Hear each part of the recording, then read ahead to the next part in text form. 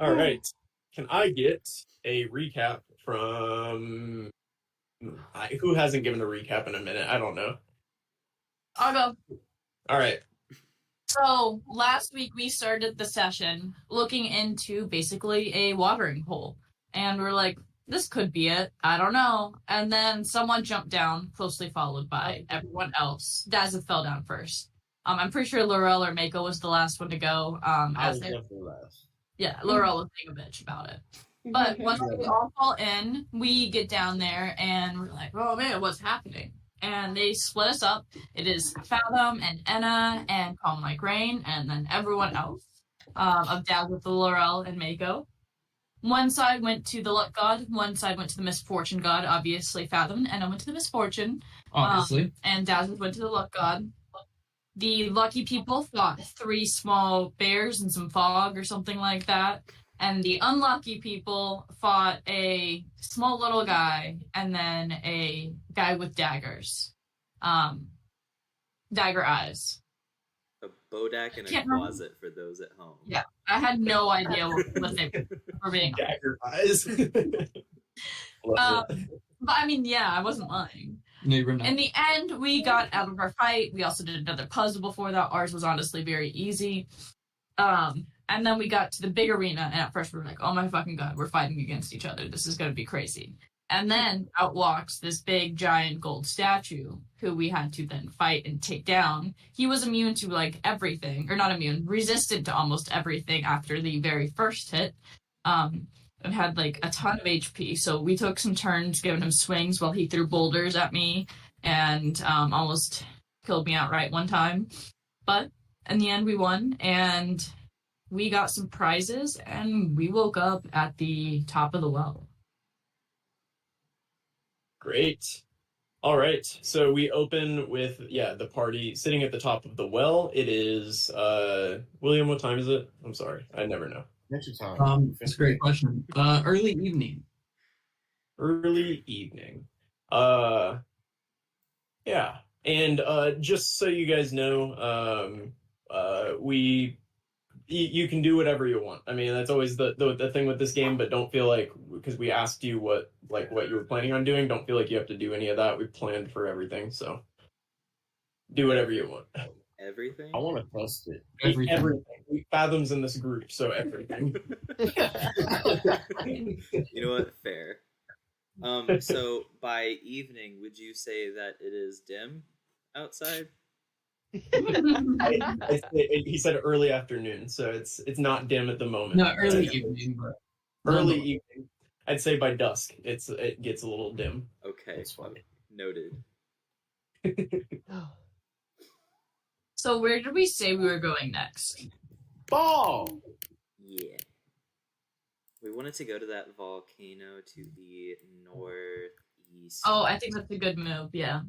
Oh, do we need to share screen or no? Colby, if you would not mind, I would appreciate it. I shall do so.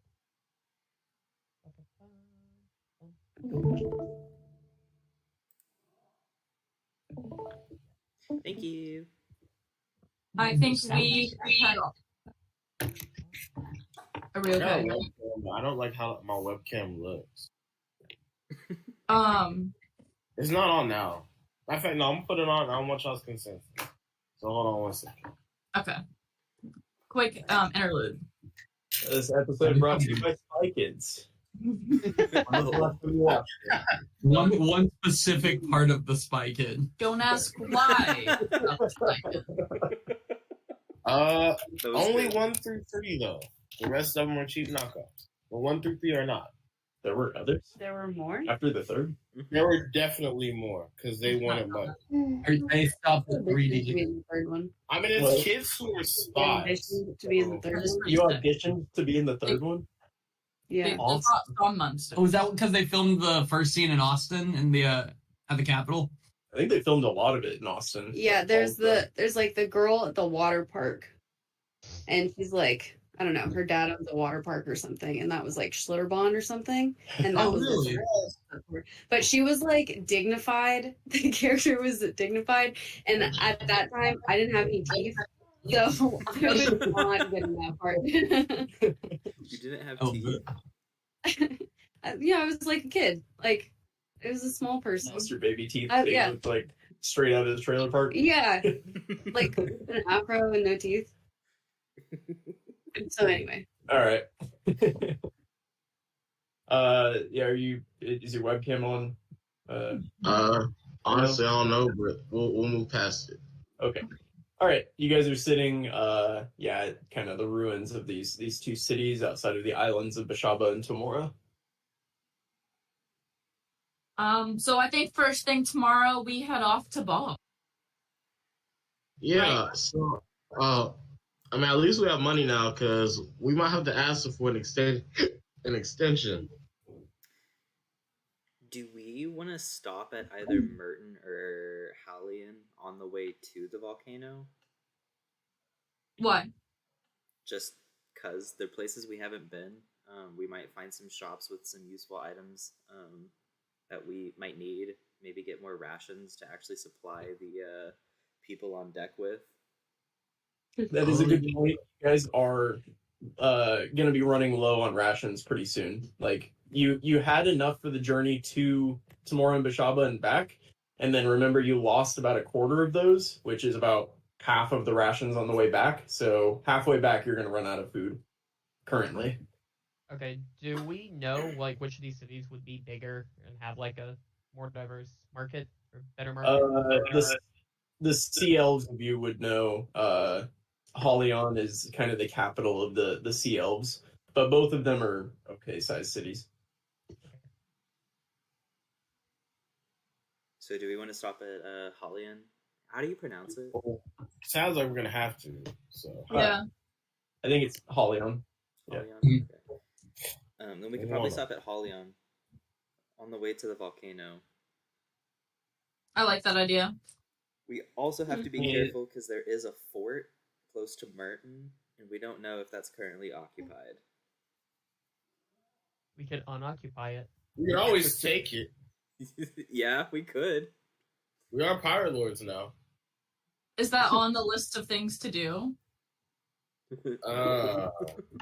No? Okay. Hey, but we can do side missions. It's fine. Oh, no, I'm cool with side missions. I was just wondering if that was, like, related to something. No, I definitely wasn't. It's all connected. I like going to Hallian. Yeah, it's And not fun. our navigator, our map man, the star boy, can you draw me the path that you plan to take I sure can. Star boy. as you sit in your map room on this ship or sit in whatever room and plan this out? Yeah, see, he knows. A map? Oh, Great. there we go.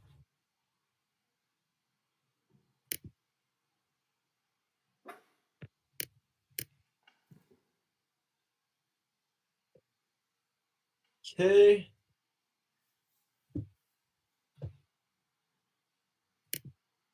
All right.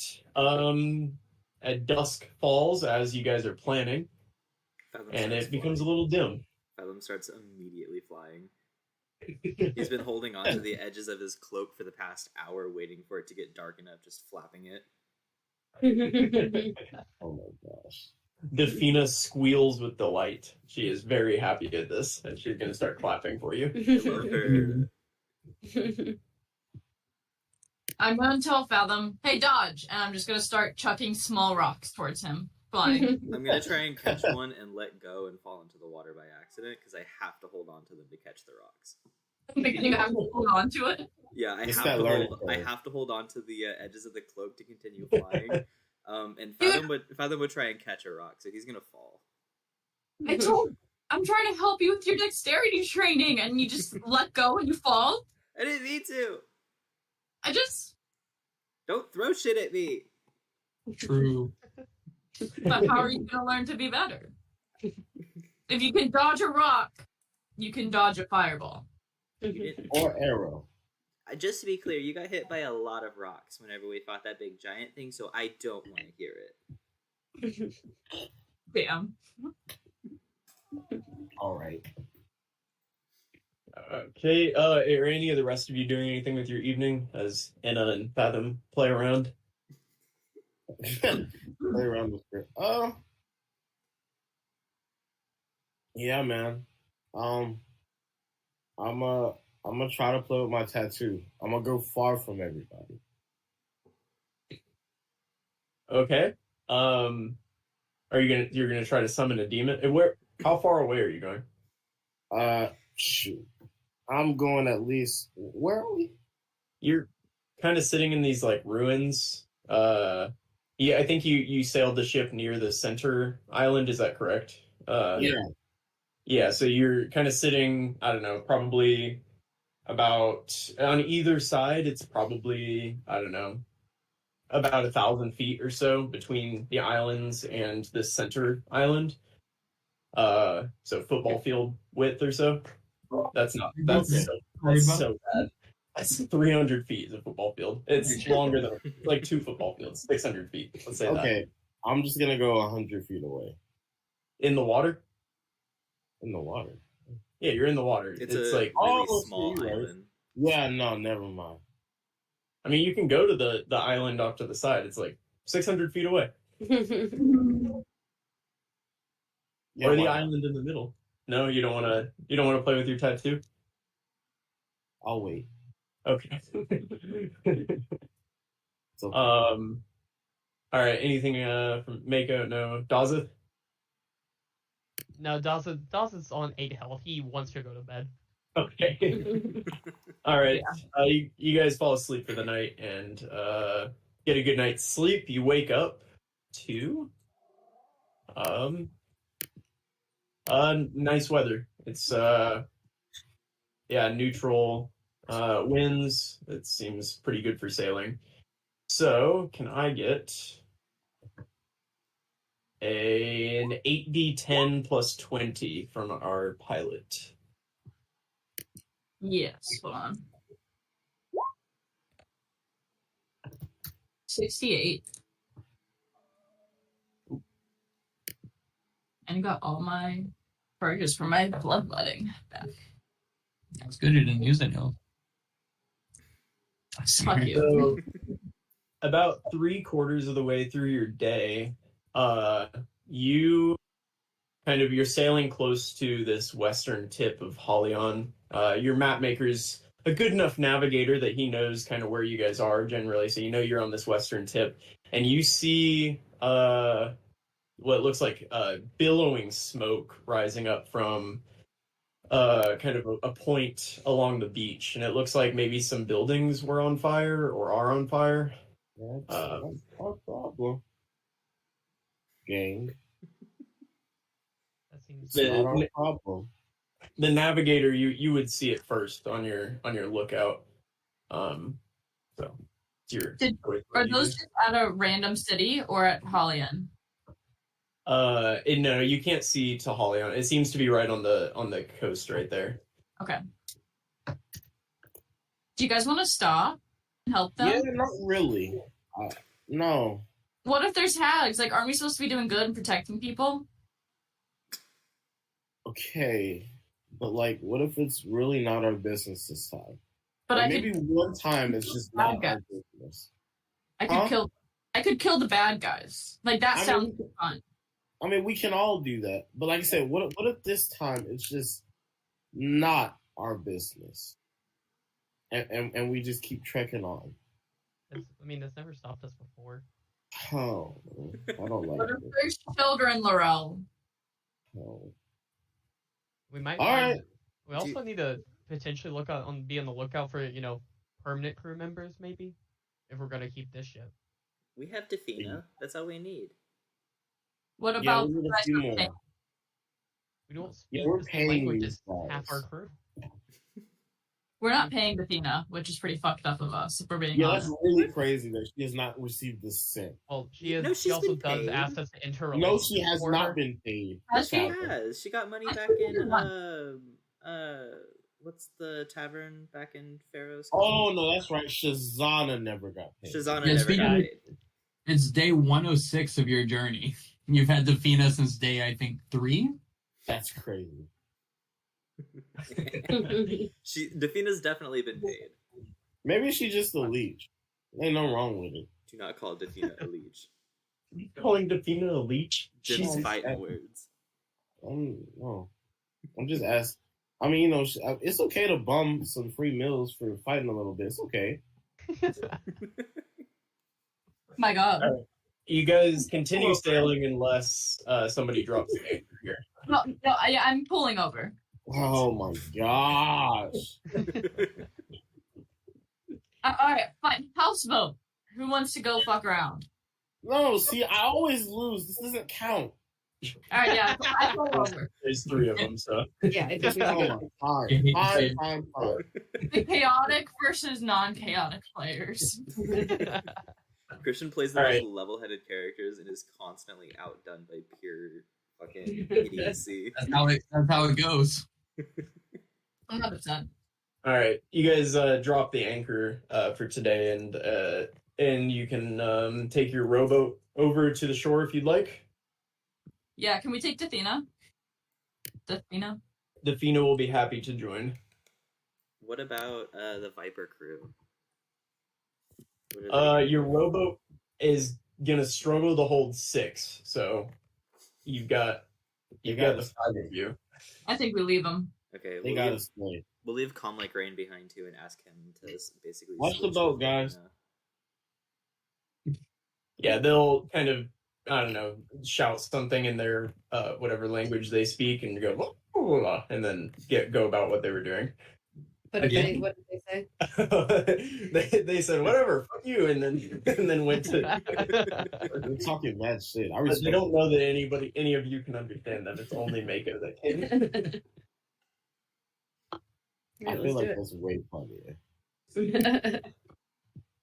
Do any of us know anything about Halion, or like maybe understand why it might be on fire? Halion is not on fire. It's close to this.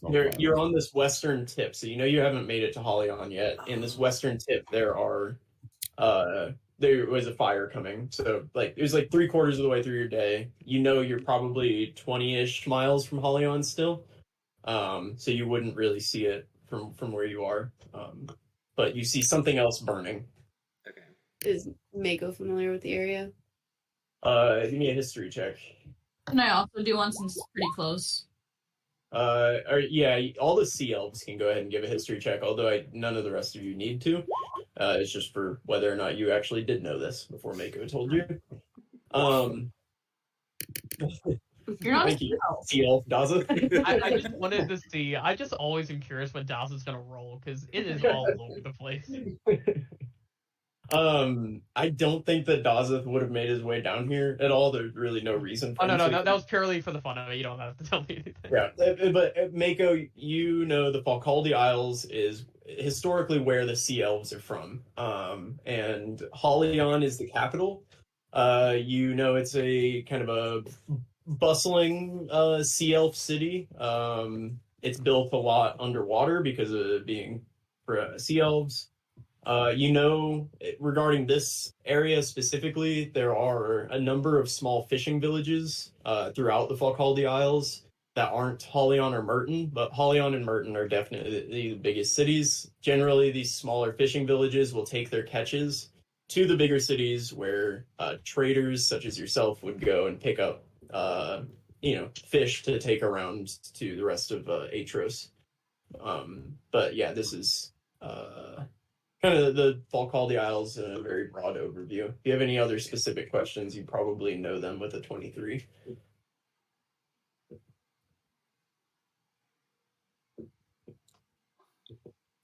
Nothing now? No, not really. So you could assume that this was likely a fishing village here. Yeah.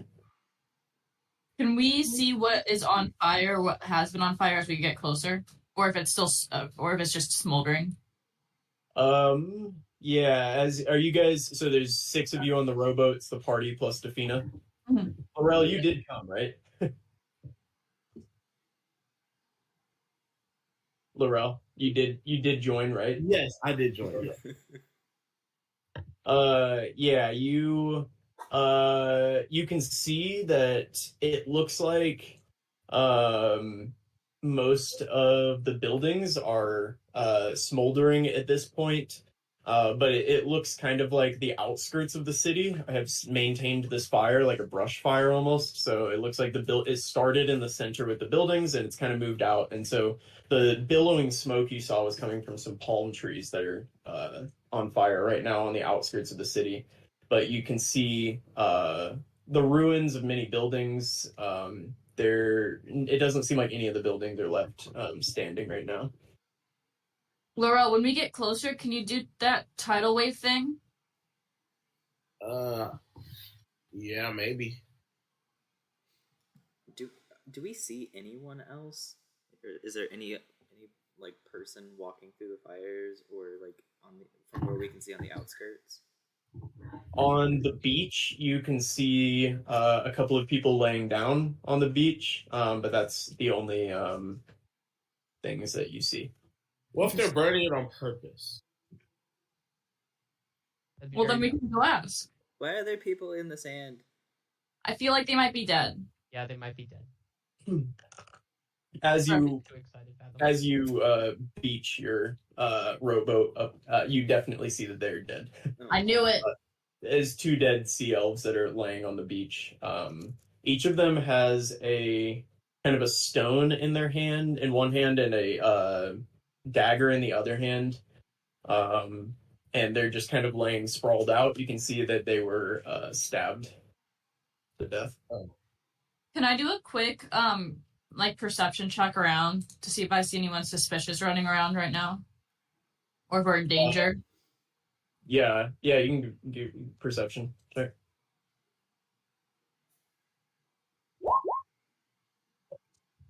You don't see anybody running around. That's a great check, though. I know, right? Yeah. Do we want to ask one of them what happened? Well, because they're yeah. Let's do it. I can use the thing I put on Fathom for thematic purposes. Wait, Yay. before you do it, let's rule out some of our questions so we don't accidentally ask them questions. What happened? How did you die? Where would survivors go? Yeah. Why did this happen? And who did this, maybe? Oh, yeah. Okay, I'll go ahead and I'll prop one of their heads up on like a small mound of sand, and I'll set my lyre next to him, and I'll go ahead and start casting Speak with Dead on him. The one holding the rock and the dagger. Yeah. So it's kind of an older, looks like a fairly frail sea elf man. And yeah, you can play your lyre, and he'll kind of sit up and look at you.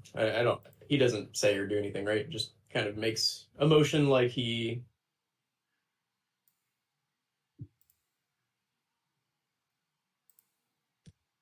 What? He just kind of sits up, like, or does whatever it is that the spell makes them do. Yeah, like, he just it answers seems... 5 questions. Yeah, it seems to have worked, is what I was saying. Okay. Sorry. Make it hard. Who did this to you? The end did. Oh, Yeah. fuck. Okay, cool. That's fine. Everything Really did. cool. Why That's why. did they do this? Can he make any movements or anything? Or just speak? Just speak. In the Okay. D&D movement, he did have some limited movement, I will say. He'll say, You roll for either magic item, not. we were starting a sort of a grassroots rebellion down here, and the fort heard about it. If you look at the stone in my hand, Oh, Oh. grab the stone from his hand and look at it. yeah, it has kind of the anchor symbol that you saw Balar send to you guys, Oh, or that he like was on that flag. okay. Damn. I'll take the stone. That's 2. I have 3 left. Did anyone survive, to your knowledge? They took the children. they said to support to build their forces. Although I think they only left those young enough to not be able to fight, or they took only those young enough not to be able to fight. So I didn't see any other survivors. Oh, okay. Where'd they go? Where did they go? I'm not sure, but likely the fort to the north of here. Ah, fucking knew it. Oh, rescue mission! Yay! Oh man, curse our luck having to save children. We're so unlucky. I wasn't even being sarcastic, and I'm very being sarcastic about saving children. I'm not a fucking monster. Oh, did a dragon cause this fire? No, this was made by elves. Okay. Okay. That's all 5 questions. All right. He'll just collapse. Well, at least it wasn't a dragon. Yeah. I'm gonna do a quick search of the other person's body. They don't seem to have anything. It's an older woman, a sea elf woman, and she has just her clothes on her. Okay. Do I see any evidence of anyone getting away? Do I see any footsteps, or do I see anyone looking at us? There's a lot of there are a lot of steps on the beach. Give me a perception check.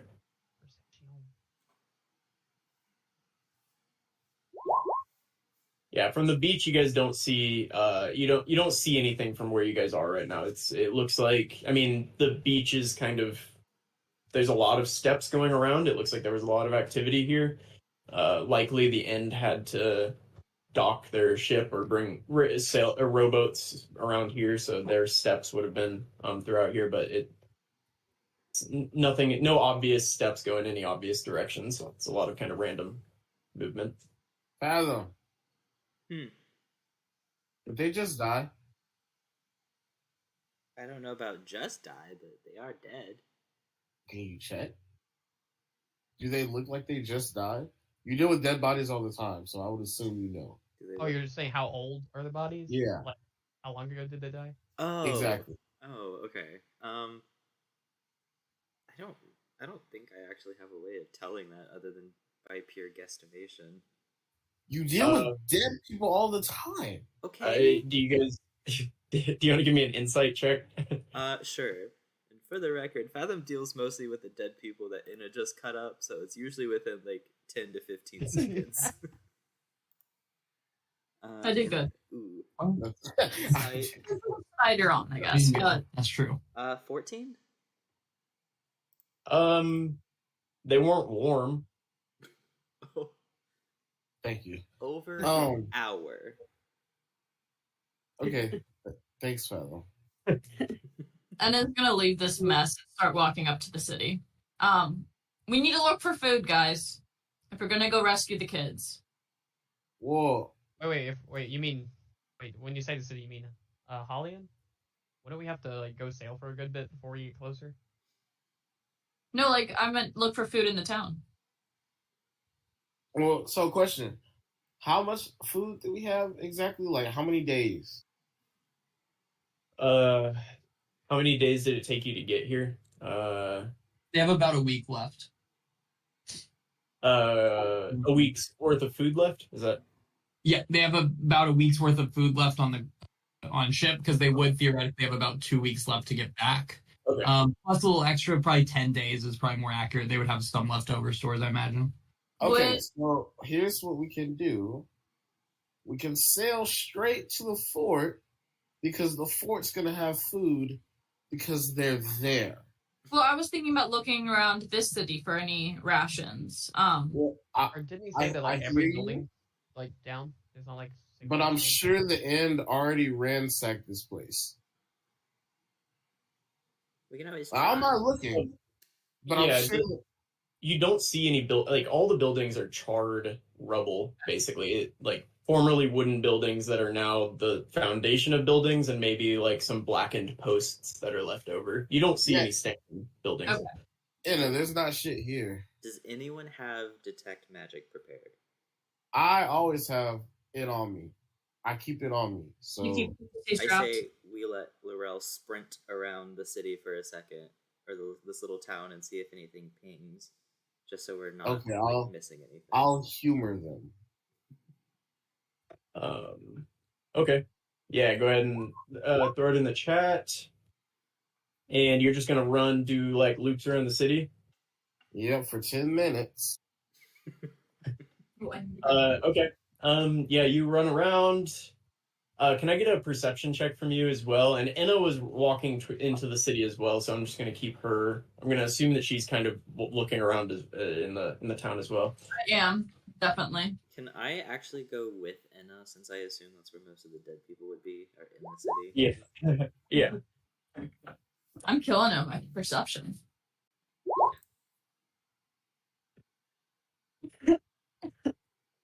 Okay. Sorry, I'm fighting with these windows. Okay. Laurel, 23 perception. You walk around and you find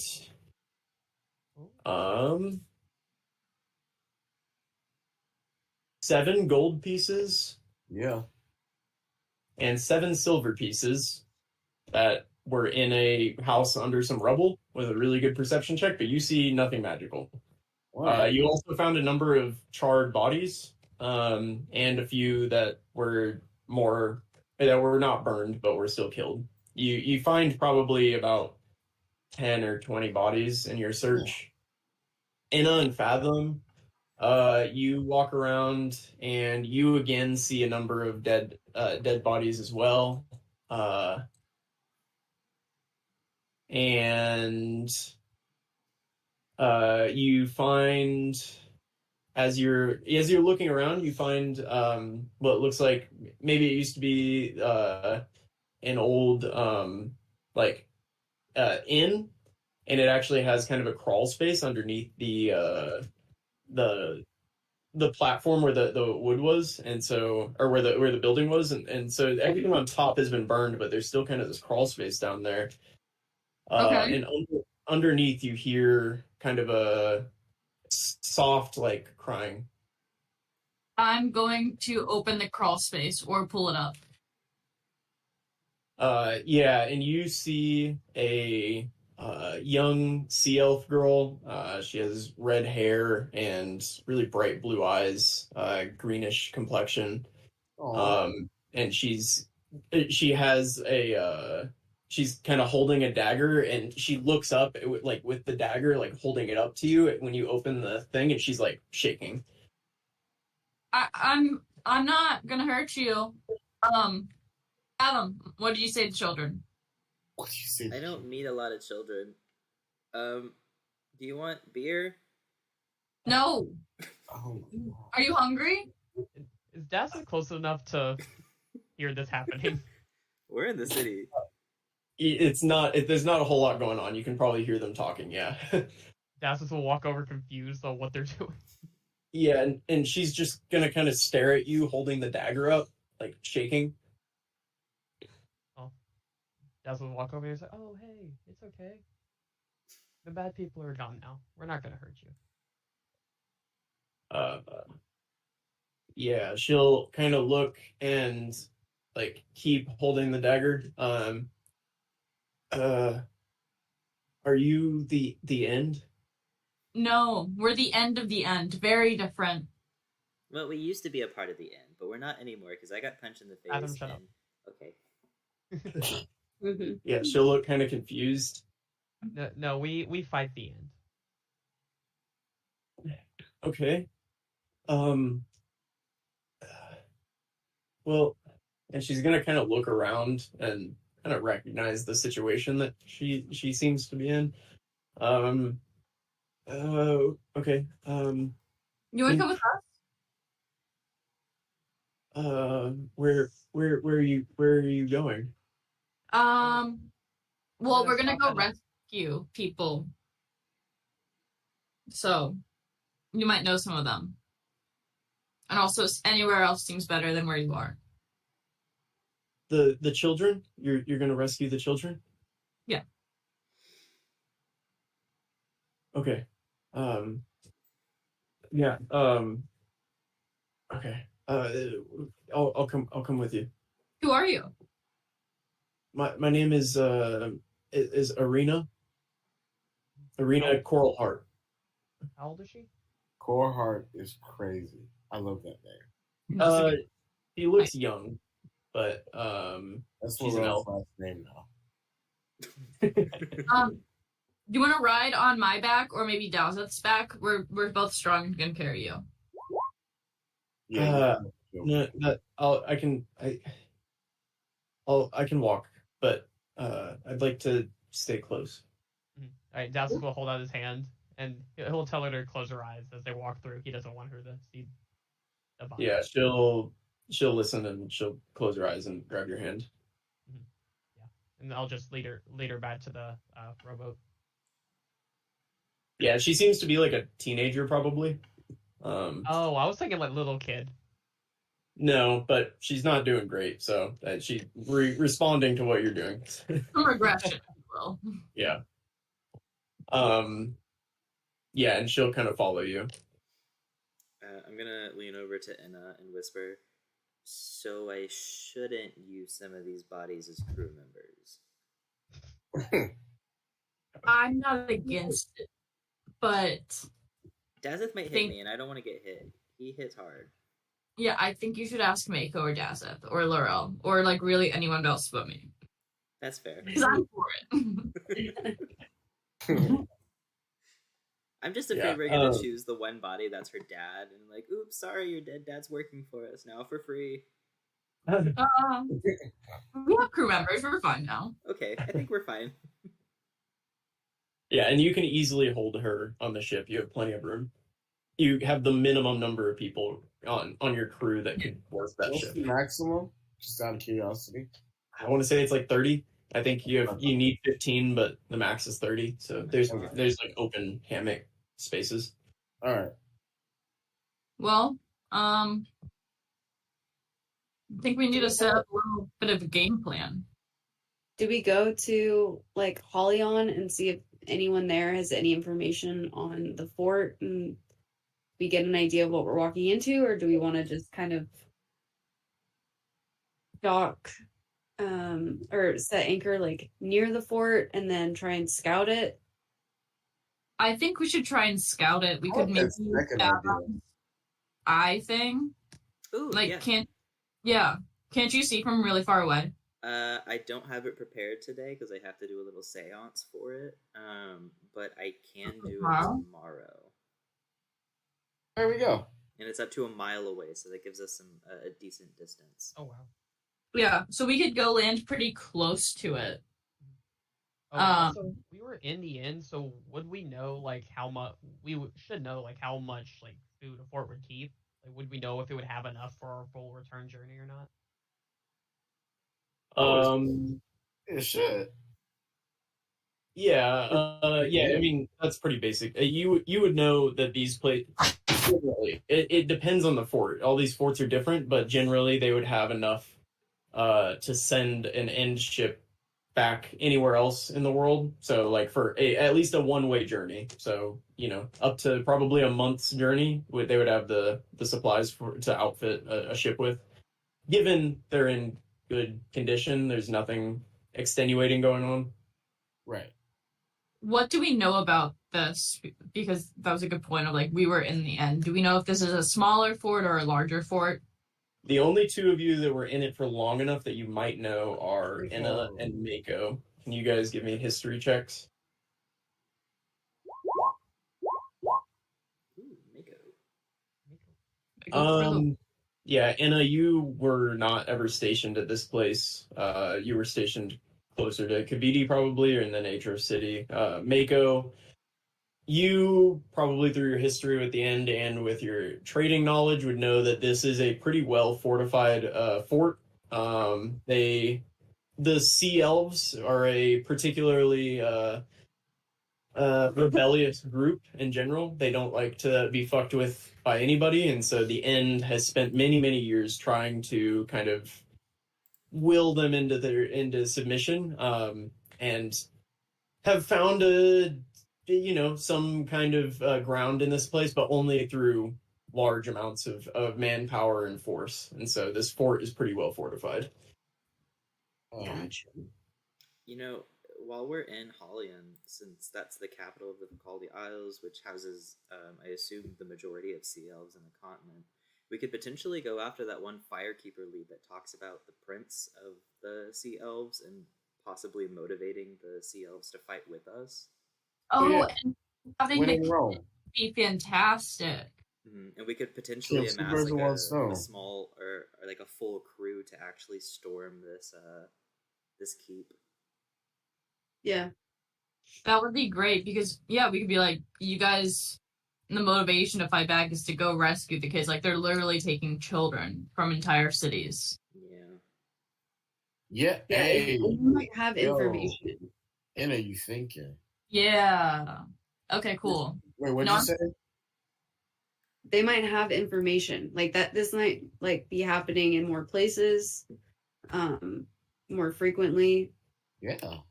I like that idea. Let's do it. Yeah, let's do it. And we have a witness, so we have someone who can testify to what happened here. Mm-hmm. Thank goodness she's alive. Yeah. Well, we could just drag another dead body back and make it go alive, That's true, but I feel like people are a little bit more receptive to alive people. And that's just coming from me, the person who deals with the dead a lot. Just say it.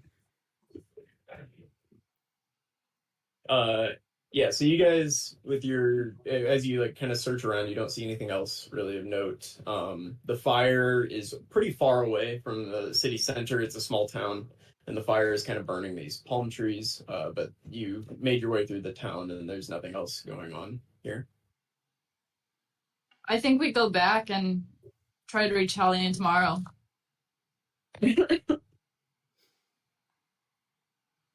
All right. Yeah. We could dock here for the night. All right. You can make your way back to the ship.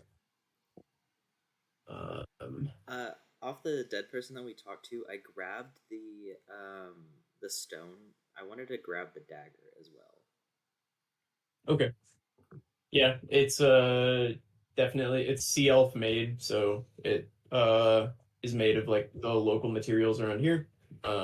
Looks like an okay dagger, but you can add that to your character sheet. All right. And you guys can settle in for the night. Anything that anybody wanted to do? Okay, see. Now I'm gonna play with my tattoo. All right. Are you taking the rowboat by yourself out to the... Yes, sir. Okay. I'm not taking no chances, man. Because I can run if need be. What if it goes after you? I can run if need be. Okay. All right. Do you know what you're summoning and what you're doing? Oh, Lord. Yeah, go big or go home. I'm a summon. I forgot how to. It starts with a B. Bulgura? I'm gonna store it in chat. Come on, Christian. Okay, there it is. And can you put in the chat the summon lesser demon or greater demon or whatever you have? I will do that. If any of the rest of you want to do anything, if you can just message William what you're doing, and then he can message you what to do. Yep. I'm gonna do a shadow demon.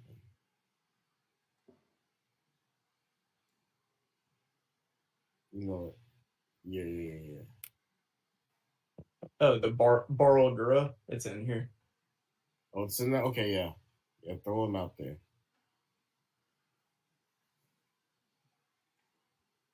God damn it, it's not in the game. One second. Okay. Wait, is he trying to find a demon right now? Yeah, Barlgra. I have a bunch of named ones in there, and he chose none of them. What is the CR of that one? It's a big one. 5, I think. Yeah. 5? Yeah, 5. Look at the Vrock, and that'll be a good way to. That's pretty similar. Okay. Okay. Very similar.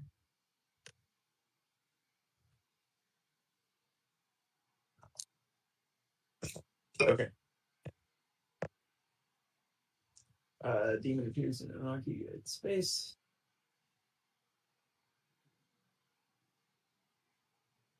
Okay. So you summon this thing and it immediately turns toward you, I believe. Oh, do you have a vial of blood? I don't. Well, actually, I do have a vial of blood, but it's not from anything killed in the past 24 hours. So I didn't do the ritual. I literally just casted it. I'm playing with fate, but I believe in myself. In order to cast it, you need the or what level spell is this? It's 4th level. 4th level? Do you have 4th level? Okay. Yes, I do. Okay. I got you. Then yeah, you cast this and it appears.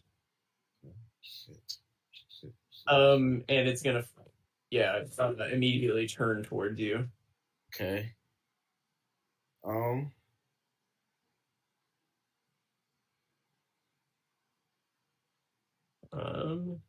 And it looks not happy with you. Yeah, I don't. Okay.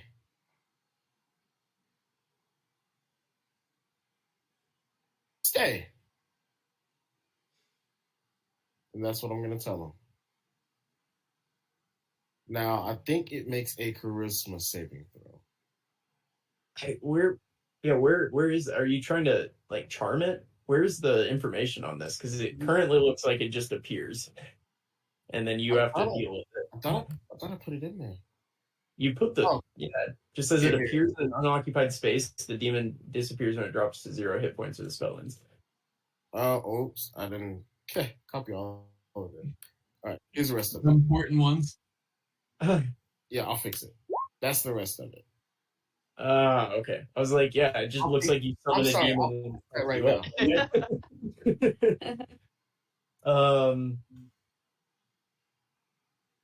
After you can issue a verbal command.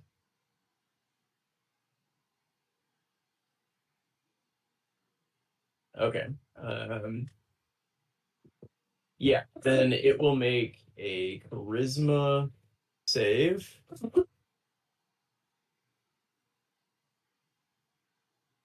And on a failed save, okay. So it will stay and stare at you. All right. Is there anything near it? Like, is there anything? You're on the beach, there's the dead people, and there's the buildings kind of behind you a little bit. All right, pick up and throw that person. I'm practicing. Okay. I want it to be clear. I want him to go as far as possible for him to do this. So pick the farthest thing possible for him to do this. You want him to throw a person? Yeah, just throw it. I'm just trying to practice. So I'm telling him to throw this body as far as he can. Yeah, he'll pick it up. And so Barlgra is like a big gorilla-looking thing, like an evil, gnarled gorilla-looking thing. And Right. it'll just lift this body and throw it as far as it can up the beach. And then it will turn and kind of look for another command. Okay. So now what I'm gonna do is I'm going to cast Detect Magic, but I'm just breaking my concentration. Detect Magic, and you're breaking your concentration with that. So Okay. now he doesn't disappear for 1d6 turns. Correct. Or rounds. Okay. All right. And I'm gonna run. Stop concentrating. An uncontrolled demon doesn't You're gonna run? Yeah, I'm dipping. What's your speed? My speed's 40.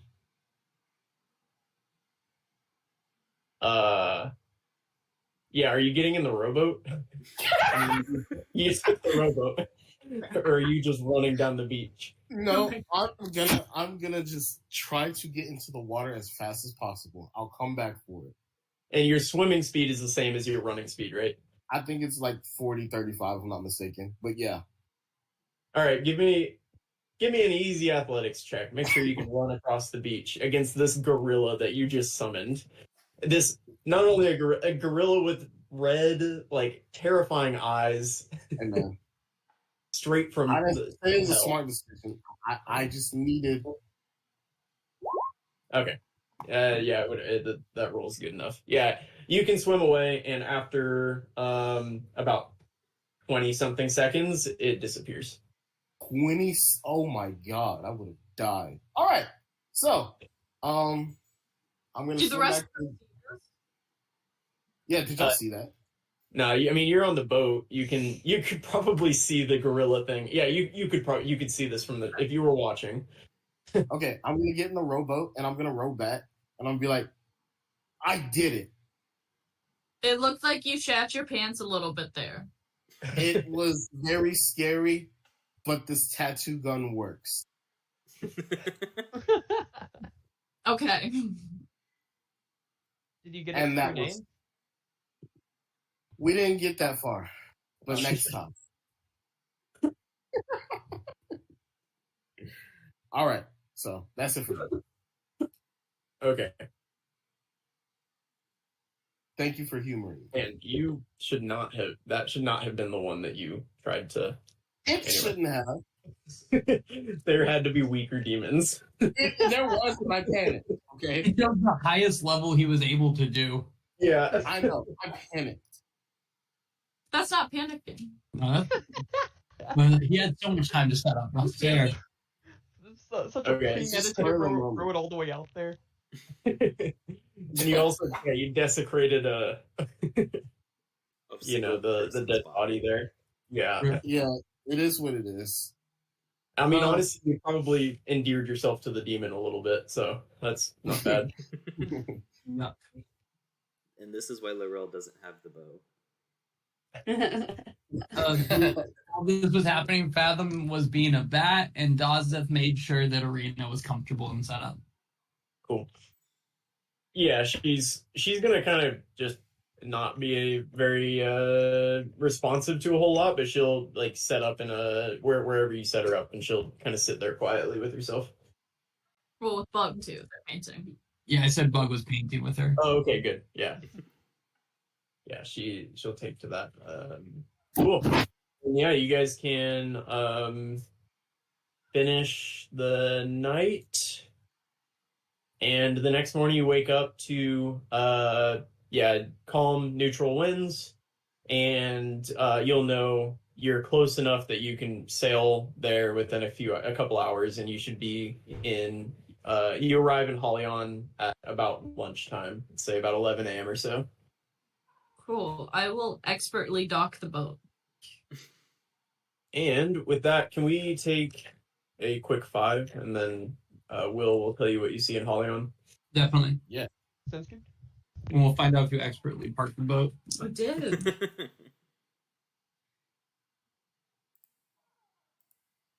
Yeah, man. I thought I would die. I'm not gonna lie to you. Christian, what's the name Yes, of your demon so I can add his character sheet in for him? I'm looking right now. I, That was a whenever, spur of the moment. yeah, if Go you ahead. want to choose a couple or just one or whatever, throw it in the chat and I will be able to pop. So I can work on that while you run this next part too. Yep. Yeah, so Sounds if you good. want I'm to gonna put go. it in the chat so we can see it, we can get it added in. I can get Sounds one good, of them thank you. in. So I'll add your borrow Gura. I'll add one right Okay. now. Thank Yeah, you. one seems more than enough. When do you ever need more than one? One is definitely more than enough, but there are definitely situations like the Shadow Demon is pretty live. Well, until they all turn on you. That's very, and I'm also picking things that we can kill. Should it be? Because that thing was up for 20 seconds. Wait till you pop it in there and it like they all turn on you during a big fight. That's gonna be rough. Yes, that's the thing. I don't want that to happen. That's fair. I'll be back. All right.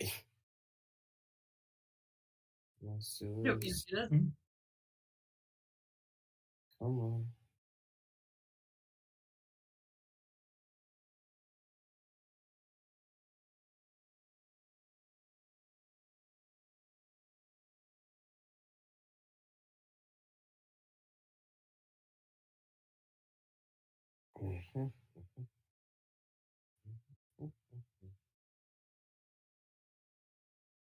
Yes.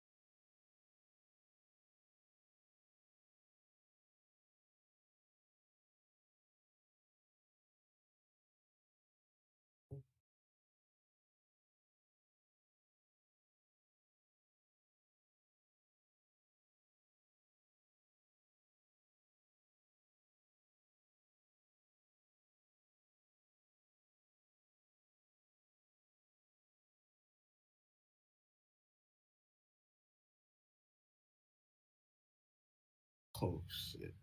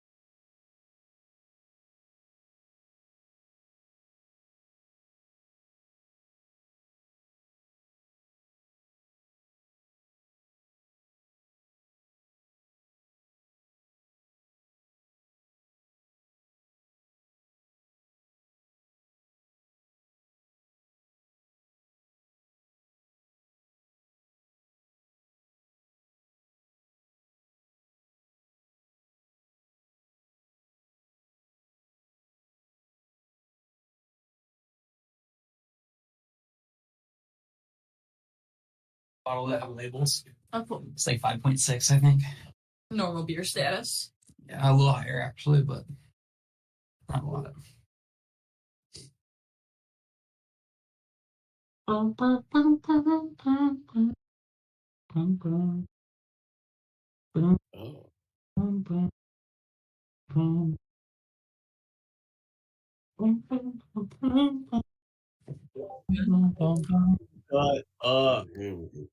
Is our mic on, Kara? Yeah. I genuinely thought it was. I literally just told you that I turned the mic and camera back on. Literally just told you. That's what you sound like. I thought it was wonderful. It leaves you, Marshall. This is what I deal with every day. Wait, William, I need updates. How is Most of us here have also lived with him. No, I know. That's true. Everyone, actually. The beer was delicious. Not the best amber I've ever had, but far better than a lot of ambers I've had. I would give it a 7.5 because I made it. It's like 5 alcohol. It's very nice. How I interpret that is that it's probably like a 4, but you gotta say it's good, right? I said it's not bad. It's actually pretty solid. It's surprisingly solid. It's because she loves you. It's okay, beautiful beer. What's that? It looked good. Christian said she has to lie to you. Sorry. It got the color. I It said got because she loves you. it got the bubbles right, and it was the taste was there. It tasted like an amber. I would like to in the future do all grain. It's a little bit harder, and I need a little bit more. I need like another piece of equipment. Because I did malt syrup, it's gonna be much sweeter. It kind of have a sweeter taste than I feel like it would if I didn't do the malt syrup. Yeah. However, on Saturday I'm starting to brew Oberon, which is Bell's summer beer, and it's Kara's favorite beer, like Bell's Brewery up here in Michigan. I love So Ooh, I'm brewing that, and it will be done in a month from Saturday. very So excited. Cool. My parents are trying it this weekend. They can give a better yeah, opinion. her possibly. parents. I won't be there, so her parents can give an accurate opinion while I'm not there. Then Kara can report back to us with their opinions on the beer.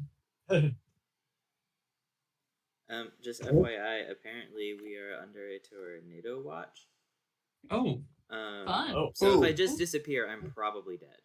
Yeah, Well, there Mark, was one they- shut you down are- where my parents are. Guys. That was a lot of words. I didn't hear anything anyone said. Marshall, where you at? I mean, Kyle.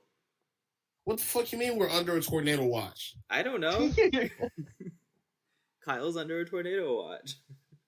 Yeah, there's one down back by where my parents live. My dad actually sent I think his video was on the local news. He actually got a video of it from the hospital he was at. damn. Oh. I don't know how San Mo is, but And Hello. Christian, when you sent the message to us, at first I thought you were calling Brendan Tanaruk Shadow Demon. And I realized now that that's not what it is. it could Yeah, be. it's okay though. All right, are you guys ready? Yeah, are you gonna do another? I am now. Okay. Anywho, we'll play. In editing, we'll add in our intro music. But with that, you guys, pull in. There's a number of docks here in Hollian, and they are pretty much all empty. There's like another ship or two. A couple small ones. They look like fishing vessels, but not any big ships of note. You're the biggest ship that's docking up here. A few more open ports on the dock. Directly in front of you is a small building that has a sign that says Atlantis on it, and off in the distance you see a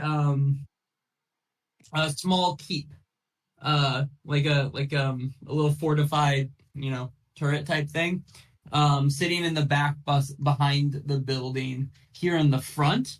And I think this is a great time to mention that Laurel, welcome home to the place of your birth. You were born right here in Hollian. I don't know if you remembered you were from Hollian. It's been a minute. But this is what you guys see before you. Laurel, you notice it's. Give me a history check. It's been a minute, I feel like, since you left here. I did say that, and it's gonna show that it's been a minute. I already know. So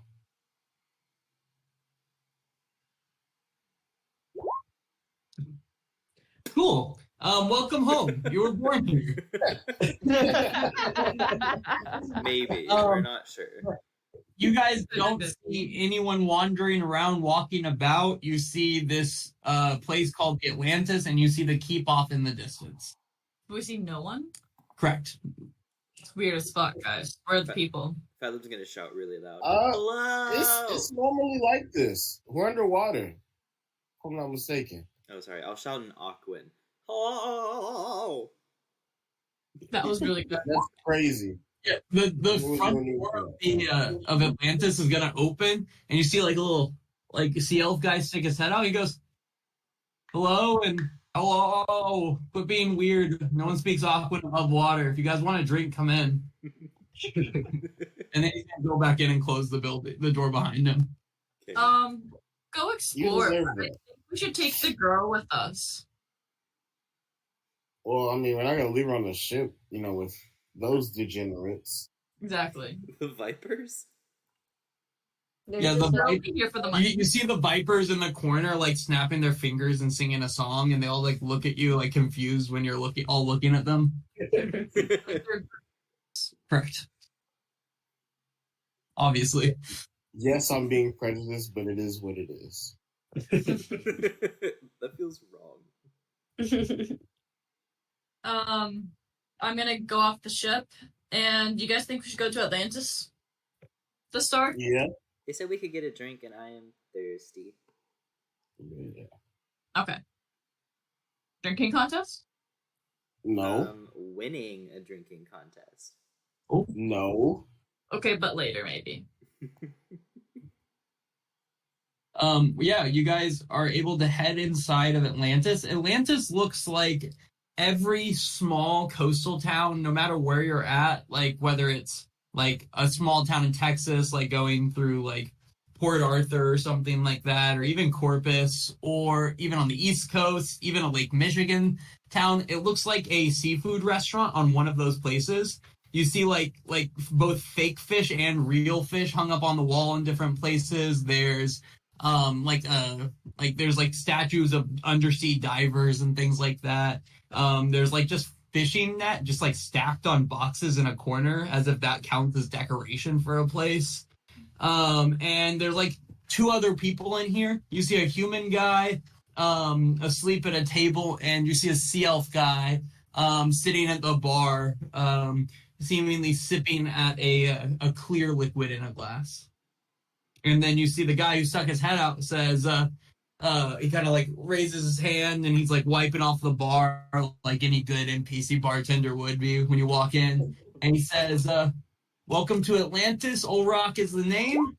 And I'm not sure I recognize you guys. And I know pretty much every sea elf in the faculty. So come take a seat. What can I do for you?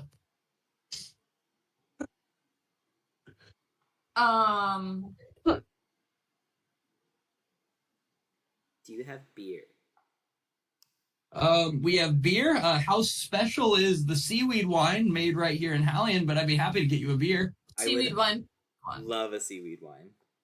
Yeah, how about this? I'll just pop open a bottle for you guys. It's Do you have like non-alcoholic stuff for her?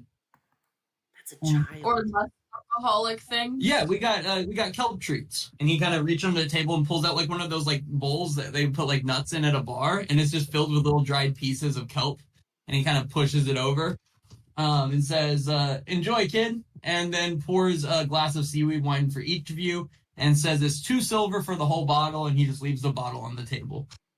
I'll give him 3 silver. He'll say, I appreciate it. So what brings you to Hallion then? So, guys, should I just tell him everything? Define everything. No. Did you say no? Yeah, no. Yeah. Let's... No. Okay, you guys go. I was gonna say everything. Mom. We just came upon a town on our way here that had been visited by the End, and we were wondering how often those visits go so bad. Well, he kind of like sits for a second, thinks, and looks at you guys. Can I get just can I get a charisma check from all of you guys as you walk into this place? Start talking about whether to tell him everything or not. Not to tell. 21. Okay. We're crushing it right now. All right. The Give relevant- you even worse numbers to work with. Okay. No, okay. You guys seem generally above average, trustworthiness. And he's gonna say, frankly, those end attacks have started picking up more and more. Is the reason you don't see Hallion, at least this part of it, as lively as it has been in the past. Market's all moved, everyone moved. It's not a safe place up here. Just me, I suppose. And then of course these two lovely fellas. And the guy at the bar will grunt, the other guy snores in the corner. Did your king go down to Atlantis too? Or like the underwater? Well, this is Atlantis up here. But what's down there? I don't suppose I know exactly what you're talking about. Like where the city is and the underwater? Like, what's that called? I don't suppose I know exactly what you're talking about. Do I know what he's talking about? Give me a history check. We're not in the end. Give me a persuasion check.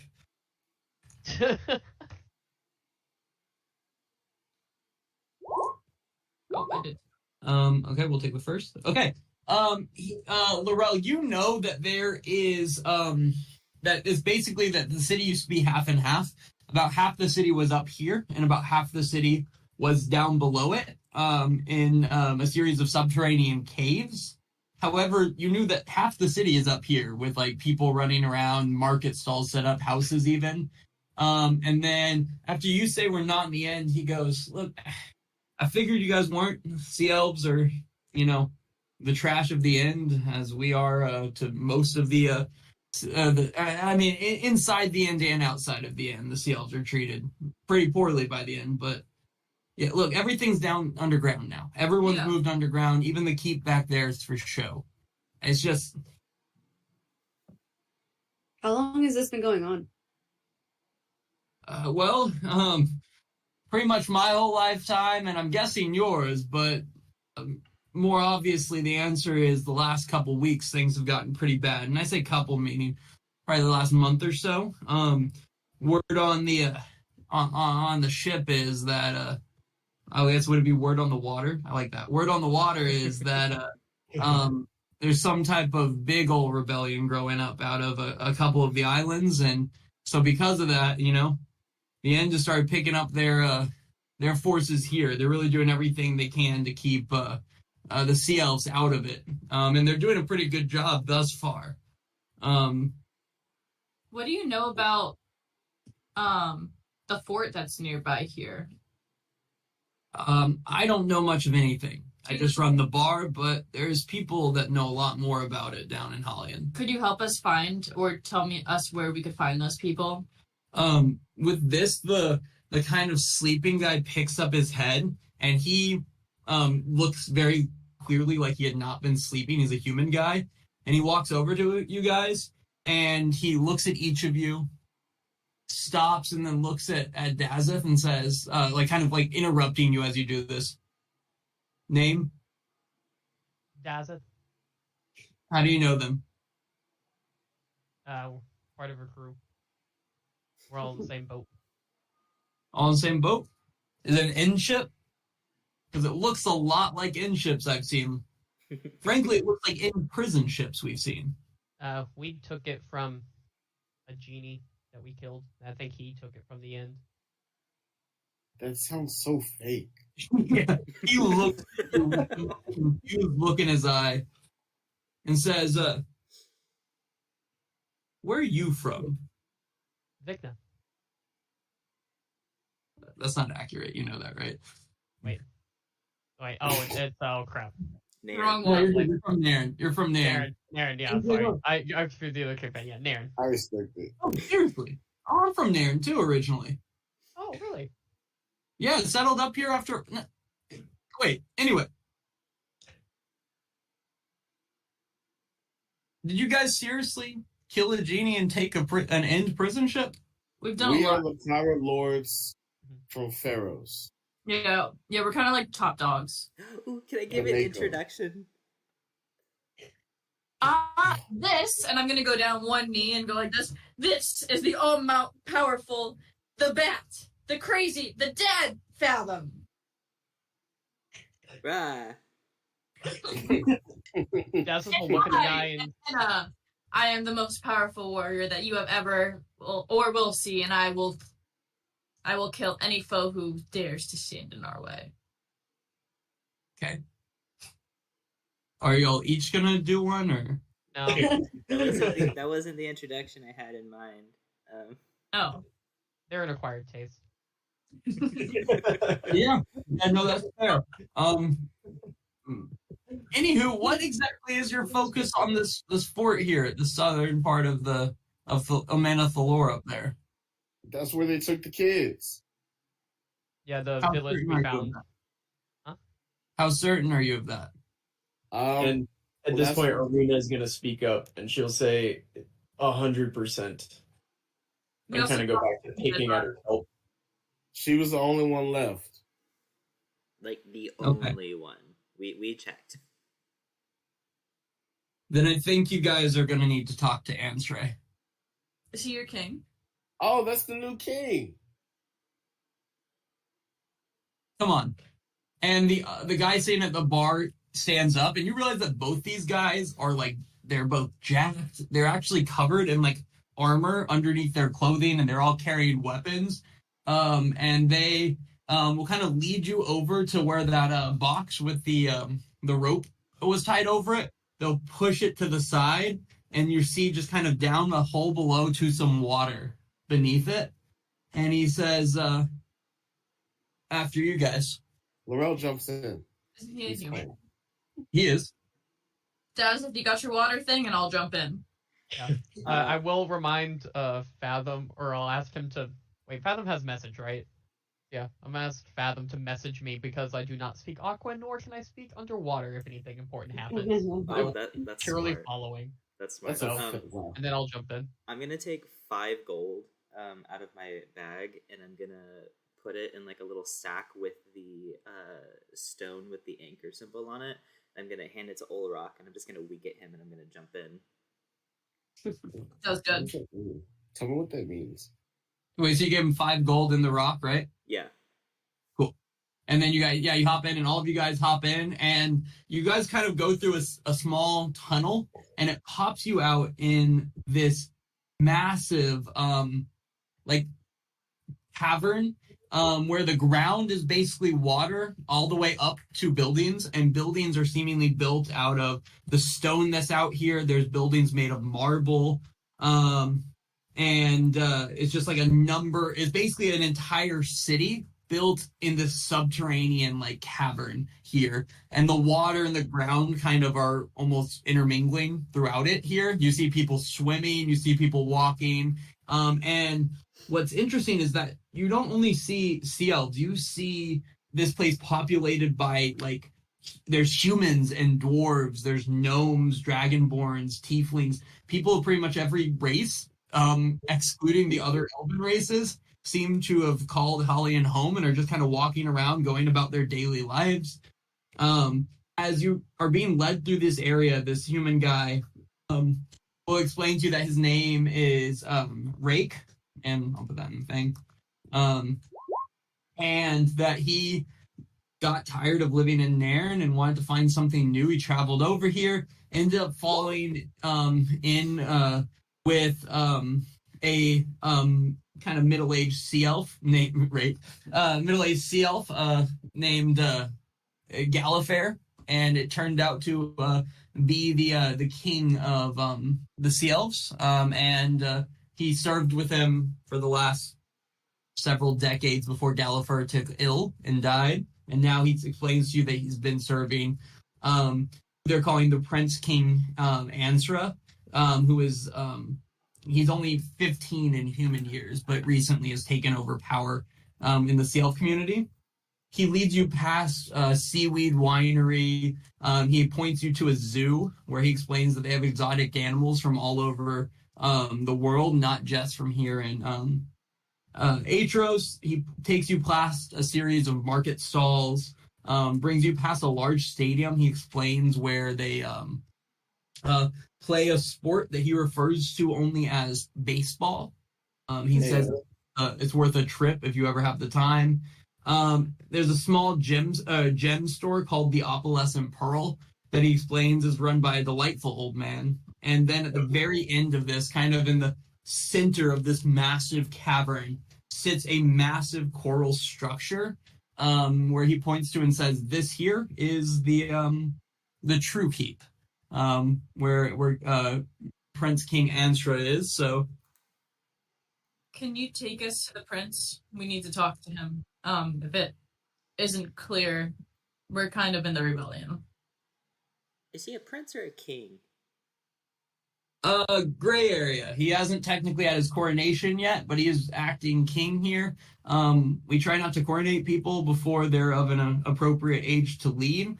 However, when King Gallifrey passed away, he unfortunately had no heirs of age, and his wife had already passed away. So we're kind of in a floating area, but Anstra is doing a good job of leading, and in a few years' time, he'll be ready to take full control as king. Oh. Besides, I mean, as you guys understand, it's king is a very specific term that we use here as the Sea Elves, but there's no king. Well, there is a king over Aetros, and it's not him, right? Yeah.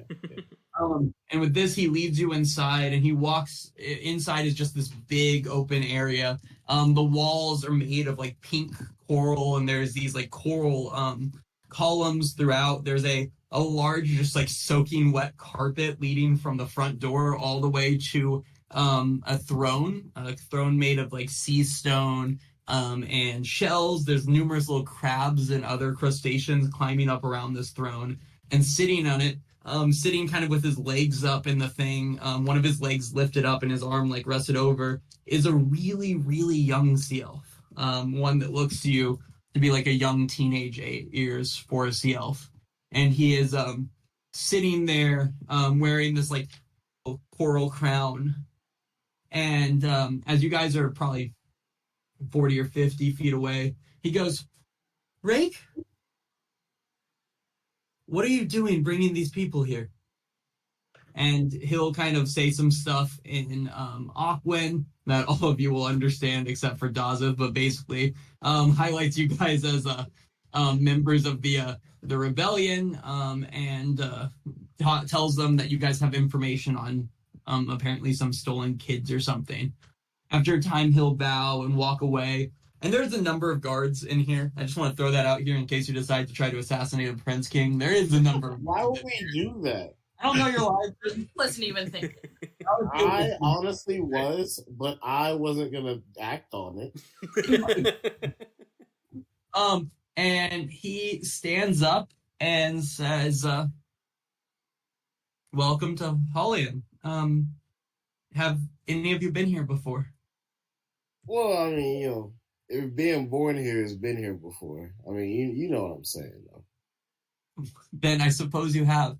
Well, it's always good to welcome old and new sea elves back to Hollian. It's good to have you return home. It's a shame that it's not with better news, but speak. They stole our kids, man. Not your kids. Hey, yes. All children here are my children as well. Isn't that right? We're family. Yes and no, I suppose. So we are like the leaders of the rebellion. We're like the muscle behind, some people who call themselves the brain in the rebellion. Yes, so then you are the ones that they call Balar. No, we started our group, but we were the people that like did his work. We captured all the things, and we fought a bunch of people, and then we killed like a genie in a bottle, and that was the whole thing. But we're cool. Like, we do the rebellion stuff. Excuse me, is she your captain? No, that's Mom over there. It sounds like we might be in a smidge of a hurry. Could we speak to the captain, please? Not with genies and bottles are not impressive. Anna's gonna whisper under her breath that this happens every damn time. You and Fathom love to give a narrative and backstory. Yeah, captain then. Not captain. We all are a group that work together. She's being modest. She's our captain. We're the Makos. If it matters to you guys, I don't really care that much about the social dynamics of the group. Sorry. Anyways, we were members of the End and then got tired of what the End was making us do, so we decided to join the rebellion, and we have been acting for Balar and collecting ships and troops and going against them, and on our way on a different mission, we came across a village burned to the ground, and this is the only surviving member, and we were told that the end took all of the children from the village, and they are at the fort. And so we are coming to you and asking, is there any way that you can help us attack this fort and take these children back?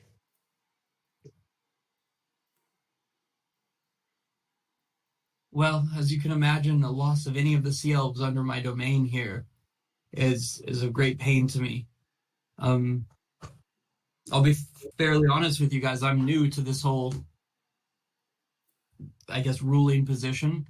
My father led a very isolationist group of sea elves to live here, and we have stayed safe by being so. In the last few decades, we've moved completely underground to this fortified position the end could never hope to attack. We have some forces, yes, but if we send them out, what's to stop the end from coming back after us? We've been encouraging sea elves all across the faculties to move here and to move down below where we can stay. And frankly, it feels like it's not doing enough. You need to stop being so secretive about your position here. This is going to be an all-out war, and we can't afford to have one of our strongest enemies hidden away. Why then has nobody come to me before today to speak to me about this matter? Why are we finding out about this rebellion from the men and women who are dying, carrying these stones that bear some symbol of an anchor that no one has explained to me what it means? Part of this rebellion is finding people and finding all of our stories and uniting them together and finding our common ground. I had no idea you were here. Yeah, every place that we have been, we have discovered the hardships that the people have been encountering because of the end.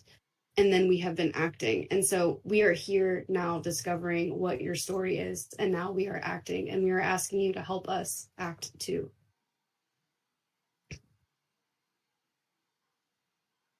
Sea elves deserve to have life on land and on water, and the end does not have the right to take that away from you and your people.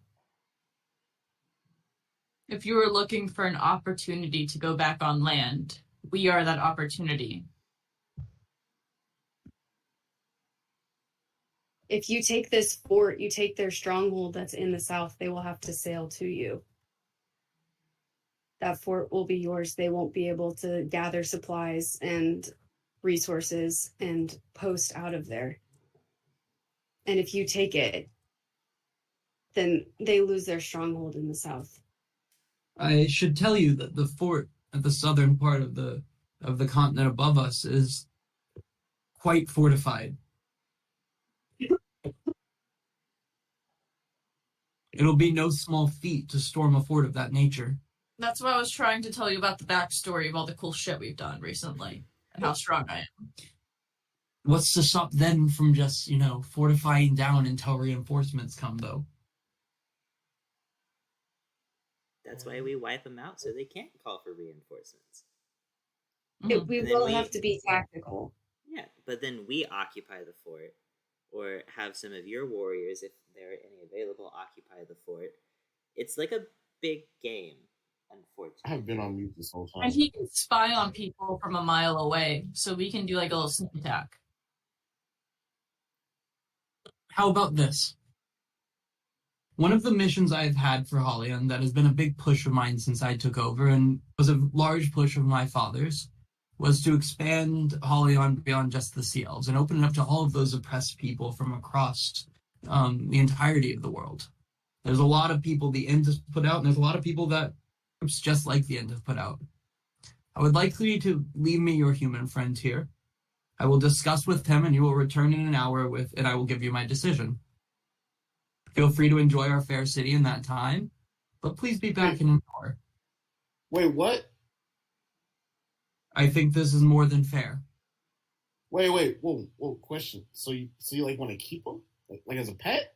No, it's just like an hour. You will talk with me, and we will discuss the plan. I would like an outside perspective, one not biased by the race that he carries with him. Oh, that's crazy. All right, I understand. Desert, Do you have shops? I do have biases. As Maybe do not. I, and that's why it's important we open it up to others. You're very wise. Hopefully. Can we send a message to Dawes so he knows what's going on? He's speaking to you in common right now. You guys are above. Okay. Yeah, Okay. yeah. It's like water leads into the buildings, but the buildings themselves are mostly lifted on land, and he's been speaking in common. Oh, okay. Okay, we're good. I want to check out the zoo. I'll go with Mako. Dawes, we will pop back to you in a second. But you have stayed. Are you cool with staying to talk to him? Yeah, he seems cool. Cool.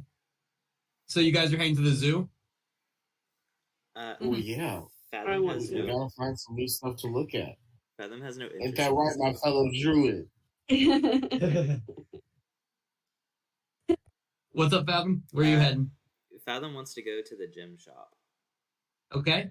I will go with Fathom, and the druids can go to the zoo. Cool. The zoo is closer, or no, sorry, the gym shop's closer. But I'm gonna start with the zoo because that's gonna be easier. You guys go to the zoo. They eagerly invite you in, and what you see are bioluminescent jellyfish. They're just kind of Bioluminescent. in the arena. You see giraffes. You see a giant lobster, like a lobster the size of like a dolphin in size. You see electric eels, and next to them you see acoustic eels. You see griffins, manticores. You see spider crabs, which are, crabs with really long legs like spiders. Elephants. There's a tiger and a number of bears. There are 12 different types of penguins. And there's also a hippogriff. And then a creature they're referring to as a sea dragon, which is like a small lizard that swims through the water. That's like motor super dangerous dragons one? without legs. What's that? Is that like blue super dangerous one? I don't The sea know. dragon? You said it's a small like lizard? Like Yeah, in the this sea? one, they're calling it a sea dragon. It's not literally a dragon. Oh. Is it like a Komodo dragon but can swim? Because that's what I'm thinking. There are dragons of the water too, potentially in lore. However, this one itself is like a small. Oh, it's like a sea dragon is like a little leafy looking seahorse. Okay. Lizard like. Stand by it. But yeah, those are the animals you see, and it takes you guys near an hour to see most of these animals before it's time. Is there anything specific at the zoo you wanted to do? They're like super dangerous. No, just steady. Cool. So you just seen animals? What about you, Mako? I just wanted to look at all the animals, and I'm cool going over to the gem shop after. Okay. In Opalescent Pearl, Fathom and Enna, there is a little old man with little glasses pulled down over his nose here like this. And he is going to welcome to my gem shop. Hi. Hi. What do you got? Is it just like stuff on display, or is it like one of those shops where we have to go up and ask it? On display is a number of small pieces of coral. They're really like decorated, jeweled looking corals. And then in front of him is a display case with just a number of gemstones in front of it. He also has jewelry like some necklaces and stuff. But are you looking for anything specific? Do you have diamonds? He points to the clear line of diamonds in front of him. What do they vary in quality, or like Fathom is basically looking for possible spell components for Revivify if we lose someone at the fort. Look out to you, and he's like, I have a diamond valued at what I'll sell to you for 100. I have a diamond for 300. And I have a diamond for 1,000 gold pieces. Okay, so we'll definitely take the 300 one. And I'll push it forward.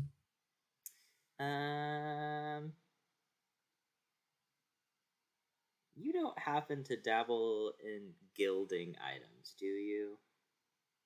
Depends on what you want gilded. I'm gonna hold up my lyre. Oh, that'll take a time. Oh. Mm-hmm. And a whole lot of money. Oh. I can gild it for you, though.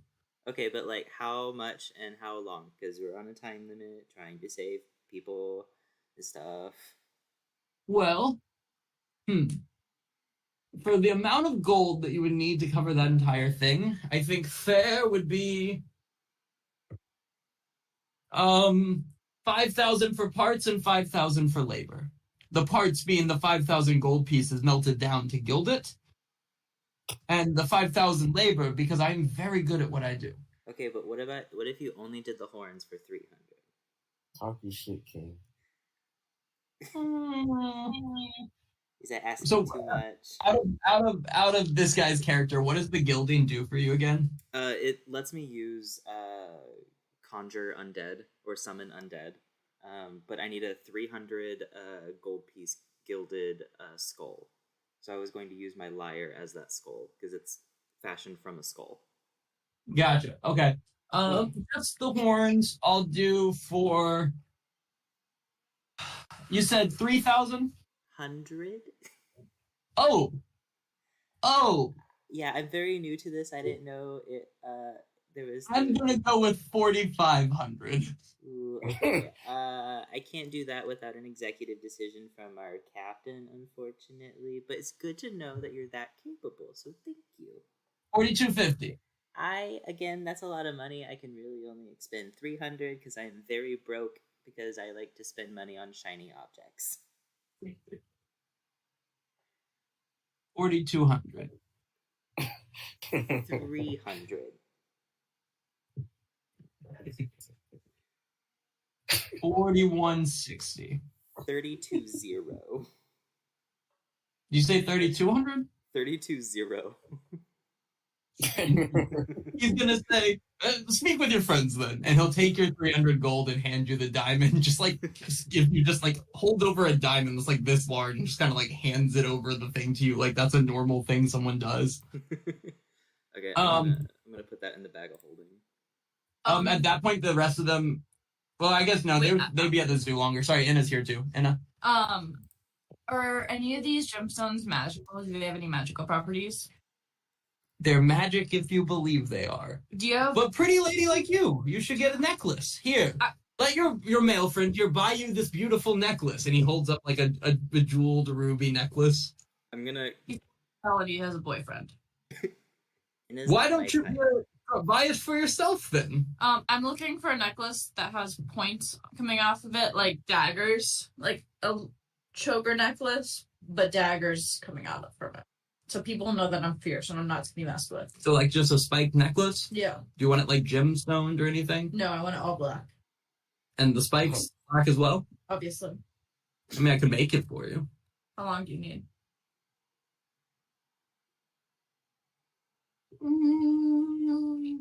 Like the mid-afternoon. That doesn't actually sound very difficult. Yeah. How much? It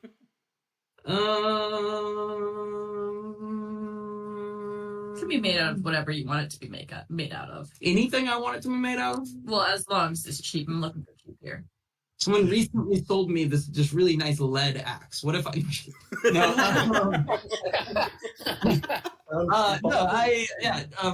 I'll do it for like 4 gold pieces. What? I'll make you a spike necklace. Deal. 5 gold for a 10. Okay, and you'll just start like kind of wrapping like a purple or black ribbon and you just see him kind of like jabbing spikes into it. He like makes little holes and then just attaches a spike, makes another one. As you guys are just sitting there. I'm gonna ask him if there are any sort of like blacksmith or weapon shops around, or any shops that might sell like procured magical items or weapons and so forth. Not a lot here. There's more shops. there's some shops over in Merton for sure, but I'm not sure what they could get you. In town, we have a spice shop. You can get spices from all over the world. There is chocolate is delightful. And then there's the guy who sells parchment, ink, and quills. Oh, and then all sauces, all sales. He'll buy pretty much anything, but really he only ever has what he has, you know. But no, like, in-town blacksmith or anything. The only one is the one that works for our lovely Prince King. Oh, okay. Making stuff for the army and such. Oh. Okay. We might have an inn. I'm done here. Yeah, I'll be back. All right, lovely to meet you. Come back again if you would like something beautiful. And he hands you the finished necklace. Nice. Save you a trip back. Think about lowering the price. Goodbye. Gold is expensive. I have the gold. And the door kind of closes, and you see your friends walking out. And Mako has like a jellyfish hat on, and then Laurel is wearing a necklace around a drink cup that's a yard long, and it has a little lion at the bottom. I love it. What they have in there? I'm gonna pull out the diamond. I'm gonna point to my necklace. Yeah, in his weird necklace that's maybe made of lead. We're not sure. But I have a diamond just in case we die. You can have it. Do you have a lot of diamonds? Yeah, but the other one is like 1,000 gold. I paid 300 for this one. Oh. Easy. Meanwhile, back in the castle. Also, I do. Oh yeah. Donna would be with us. Yes, yeah, she would definitely still be with you guys. I imagine she went to the zoo. I think that sounded like more fun time. And you know, she's still a little bit distraught, but she did get to see a giraffe, which was pretty cool. Inside the palace, the prince, Anstra, is as soon as everyone leaves, he goes, would you like to play a game, Dazeth? Oh, I love games. And he'll pull out a chessboard, set up all the little pieces. And has Dazeth ever played chess before? I imagine they tried to teach him as a kid. Knowing his -1 to wisdom and intelligence, I assume he was bad. Well, he starts just kind of playing chess, basically ignoring what you're doing. Give me a intelligence check. I hope he's a god. I'm gonna luck roll that. I'm gonna luck roll that. I can't. Not a 1. Oh, there we go. Okay. You compete well.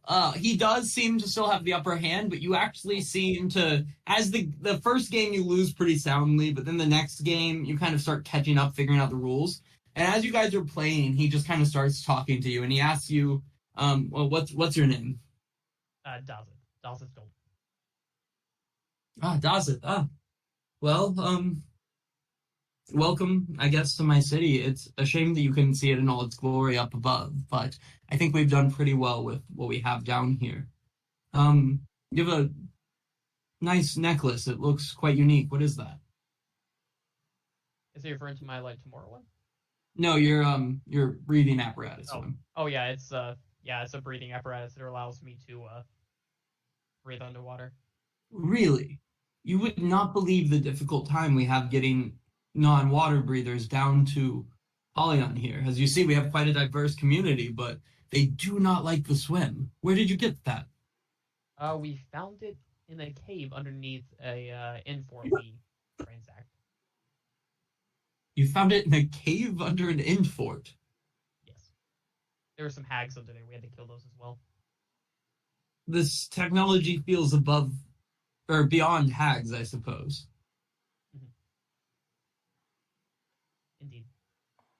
Well, fair enough, I suppose. You know, items arrive. If you come across any more, I would be very grateful to you to get them to me. That seems like something that could help us out a lot. But I'm wasting time here. I want you to speak to me about how things are above. How the end is doing, what the end is doing to our people. And then I would like to hear your opinion on what I should do. Well, as far as your people, we've haven't been in this area of the sea very long. We only have recently found one village. The young girl that you noticed was with us was the only survivor of that village. They killed everyone of working age, kidnapped anyone young enough for them to indoctrinate, and burned every building.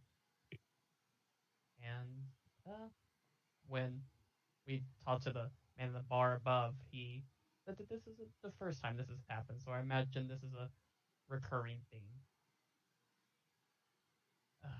As far as what you should do, I don't know. I went on this adventure because I am in line to inherit or become the head of the temple of Tamora in Nairn, which is the largest temple on the continent. And I did not know whether I was worthy, so I came on this adventure to test my luck, see if I'm worthy of Tamora. So, I don't know if I'm the right person to tell you what to do, but as far as what a king should do, I believe a king should protect his people. And what, I suppose, then will you do? Or what's the end of this then? If I walk out there now and we help you attack this fort, what then? Do we help you attack the next one? And the next one, eventually, we're fighting until either all of us are dead or all of the end is? I don't think it'll come to that. As like we said before, we were in the end before. Not everyone in the end is going to fight to the end, forgive the pun, to defend that organization. If we get rid of those at the top, and also everywhere we've been has had people that want to get rid of the end. So I do not wish to ask that much of you to send all your people to die. And even if you do not help us, we will attack that fort with or without your help. We just would like it to do some good. I hope you understand that I'm not trying to be cold or calculating, but if I fail, all of the Sea Elves die, not just those that have already lost. But cutting off the king's head in Aetros City seems to be the clear only way to ever stop this from happening. How about this? If it suits you and it suits your friends, this is what I can do. I can have my crews in, and he's saying this just to you, I guess they're not back yet. He says, I can have my crews in the southern fort. Even if you guys are as strong as you say you are. We can't take it until they are at least weakened, either by time or by force. I have a device here. One that was crafted for my father a while back. It works similar to how I suppose a letter would, albeit though it's a bit faster. And he kind of puts up this like two shells, and he hands a shell to you, and he whispers into a separate shell, and you kind of hear it whispering out his ear. He says, this shell can communicate with the shell I'm holding at any time and to no one else. Should one shell break, they both fail to work ever again. Give us a week or so to lay siege to the fort. And then in that time, I will call you and we can have an actual assault on the fort. If we go before then, we're all going to lose that battle. From there, we will see the results, but perhaps there's more fighting that can be done. Do you have something that could bide your time for a week or so? If not, you're welcome to sit here in my lovely city. We will see. We were looking for more supplies. We'll see if we're able to purchase those here. Supplies I can provide to you. What supplies do you need? Mainly food. Well, we have plenty of food. We fish year round, and much of our fish stock is salted and left aside for if there's ever bad weather. I can provide you any amount of rations that you would need for your ship. I thank you for that. Well, your friends will be back here soon, Dazis, so I suppose. And he goes, checkmate. Do you have any questions for me? Kind of taking a little easy on me. Like, I'm not that good. and I'm a child. And he kind of laughed and hugged his shoulders. Damn. Funny. Dazit, do you have anything else for me then? No. Other than I don't know what makes a good king, but wondering whether you are one, I think is a good start. He is going to, like, just kind of like stop for a second, goes, thank you. I really do I really do appreciate you taking the time to talk with me. I know it was a bit odd to send your friends out, but I needed an outside perspective, and something about you seemed trustworthy. You seem fortunate to have around. And at this point, he'll twirl his little earring. With this point, the group walks back in, and he stands up and says, Dazith has had a lovely idea. Yeah. And if it suits you all well, I will lay siege to the southern fort with the men that we have. We don't sit with a ton of ships, but we have a small bit in Merton that we can send to siege the fort. The fort is incredibly fortified, and an attack on it right at once would surely lead to death. However, if we lay siege to it for a week or so, we can weaken them, both their resolve and them physically, and then I think it'll be time for you to go in. I have gifted Dazith with what I'm calling a shellophone, and it works very simply that I can communicate straight to it and vice versa through these two shells. No other shells work for this, and again, if something happens to it, it will stop working. We're going to do what we can to weaken it, and when we feel it's time for an actual assault, we will call to you and have you join us. If your exploits are true, it will be no problem for us once we've laid siege to take over the fort. From then, we can talk about what next steps are. But if the Sea Elves are going to come out from under hiding and are going to fight in this, then an attack on Aetros has to be imminent, because the end will fight with full force. You have to cut the head off the snake to kill it. Yeah. Do you have the ability to send word to one of our end leaders?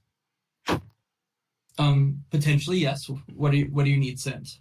I think that we should tell Firekeeper what we are doing.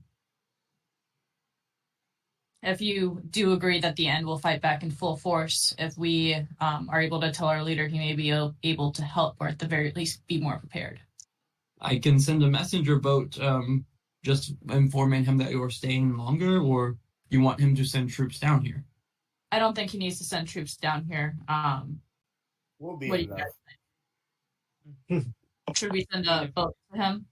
He could potentially coordinate attack at the same time, but by the time this is happening, I think, or by the time a ship gets there, we've probably already. Yeah, I was thinking more along the lines of if the end starts attacking more and more, for Firekeeper to be ready that they may possibly attack him or other areas that he has. That could work. Oh, Or also, we he don't said have he's to. going to give us food. Sick. Yes, Dazith was very persuasive and encouraging me to provide you with supplies. He was. He is quite the chess master himself too. He checkmated me in only 4 moves, and he kind of winks at you, Dazith. It says you guys are lucky to have him. But does this sound like a fair deal to you? Hell yeah. You're a good king. Also, how long is it to the volcano and back? And You know, why? I don't think we have time. And Okay. why in the 8 gods' earth would you be heading to the volcano? Well, there's like a secret mission that we were doing to get things for the rebellion. Well, not really for the rebellion, for us to help the rebellion. Oh, well, it honestly wouldn't take you more than a couple days to get there. That's what I was thinking. About a day by boat and another day or 2 by walking. And then we were able to get back in time if we just spend like a day there at the little fort. Of course. And he'll pull out a map and kind of point you to this bay right here. He said, from this bay, there's a path that leads up to an old logging town that's long been since deserted at the base of the mountain. I imagine that will be an easy enough place to start your whatever journey it is into the volcano you would need. Cool. I can't guarantee any people there or anything. We're counting on no people. Legend has it it's near impossible to get to the top of that volcano, nor should anyone try, as it's a They also said it was volcano. impossible for us to do the last two things, and we did those pretty easily. So, well, we almost died. Not, whoa, not easily. It was tough. We still did it. It was tough. Say it a little louder. How easy was it? Hey, when all of this is said and done, I would love to hear your stories and your exploits. But for now, it is early afternoon. I will have men load your ship up with rations. Is there anything else that I could put on your ship that we can spare right now? Would you be able to? I'm gonna have the five of us come into a quick huddle. Should we leave Ariana with him? Oh, 100%. Oh, yeah, no, she can't come. Yeah. You don't bring a child with you? No. Of course, Ariana can stay with me. She can. We were in a huddle. She can sit as my. Oh yeah, sorry. As my right hand until you return. Perfect. I don't believe we were talking quietly. So. You never do. Mr. Prince For King. reference, Yeah. for reference, Arena and the Prince King look about the same age. Oh, do they know? Oh, I'm just asking. heteronormativity. I like it. No. We have to have some diversity, Marshall, right? The hard skin. Oh, Mr. Prince King, quick question. Do you by any chance have a small map of the fort? It'll help me do some ghostly spy shit. no, Okay, cool. Just checking. but a lovely attempt, I suppose. Second question. Do you have a blacksmith? Because I heard you do. Of course, yeah. How else would we have weapons and armor and things of that nature? A lovely a dwarven fella. Oh, I haven't seen too many dwarves. Do they by any chance know how to guild items for cheap? Why don't you go talk to him? Okay. Before you head out. Additionally, I hope this doesn't come off as rude or anything. But if you are journeying to the volcano, please don't die and leave us hanging at the fort. Yeah, no, that's very valid. Maybe we should save the volcano until after the fort. Just Maybe in we case. should. But what are we gonna do in a week? We have a Just week to chill prepare. and rest. Sir King Prince, the town that we came by, they were attacked because they were believed to be part of the rebellion. Now, do you know anyone who is maybe leads a rebellion in this area that might have information about the fort? Mm. I can tell you this. One in every 4, maybe 5 people that walks around the Faculty Islands is bearing some sign of the rebellion. Whether they are acting upon it or not, they are here supporting figuratively, and some have given their lives for it, as you can see. I doubt there's anyone here in Hallin that can give you information on what the fort looks like. Perhaps once we've sieged for a time, more information might come to light. I will also send word to Merton to see if there's anyone there. As of right now, though, I don't know personally anyone that might have that information. Okay. Okay. Thank you. Additionally, if you do travel to this volcano, would you say a prayer to someone or something for all of us? Cabal? It can be to anyone, I suppose, whatever your god is. He doesn't know about Ball. Oh, well, he does now. Do you fuck with the war? With that, then, there is I suppose I should get back to the other matters of my city, as well as planning a siege. Dazif, answer that shell when I call. And you want to add that to your Yeah, I already character. did the telephone. Oh, also, I remembered one thing. You meant he liked my water-breathing necklace. I remember, we don't know where it came from, but I do remember the note that explained what it was in gnomish. Gnomish. So, if you want more, No. gnomes would probably be a good place to look. Do we have Then a I suppose once this whole mess is over, a trip to a shot is in order. Thank you.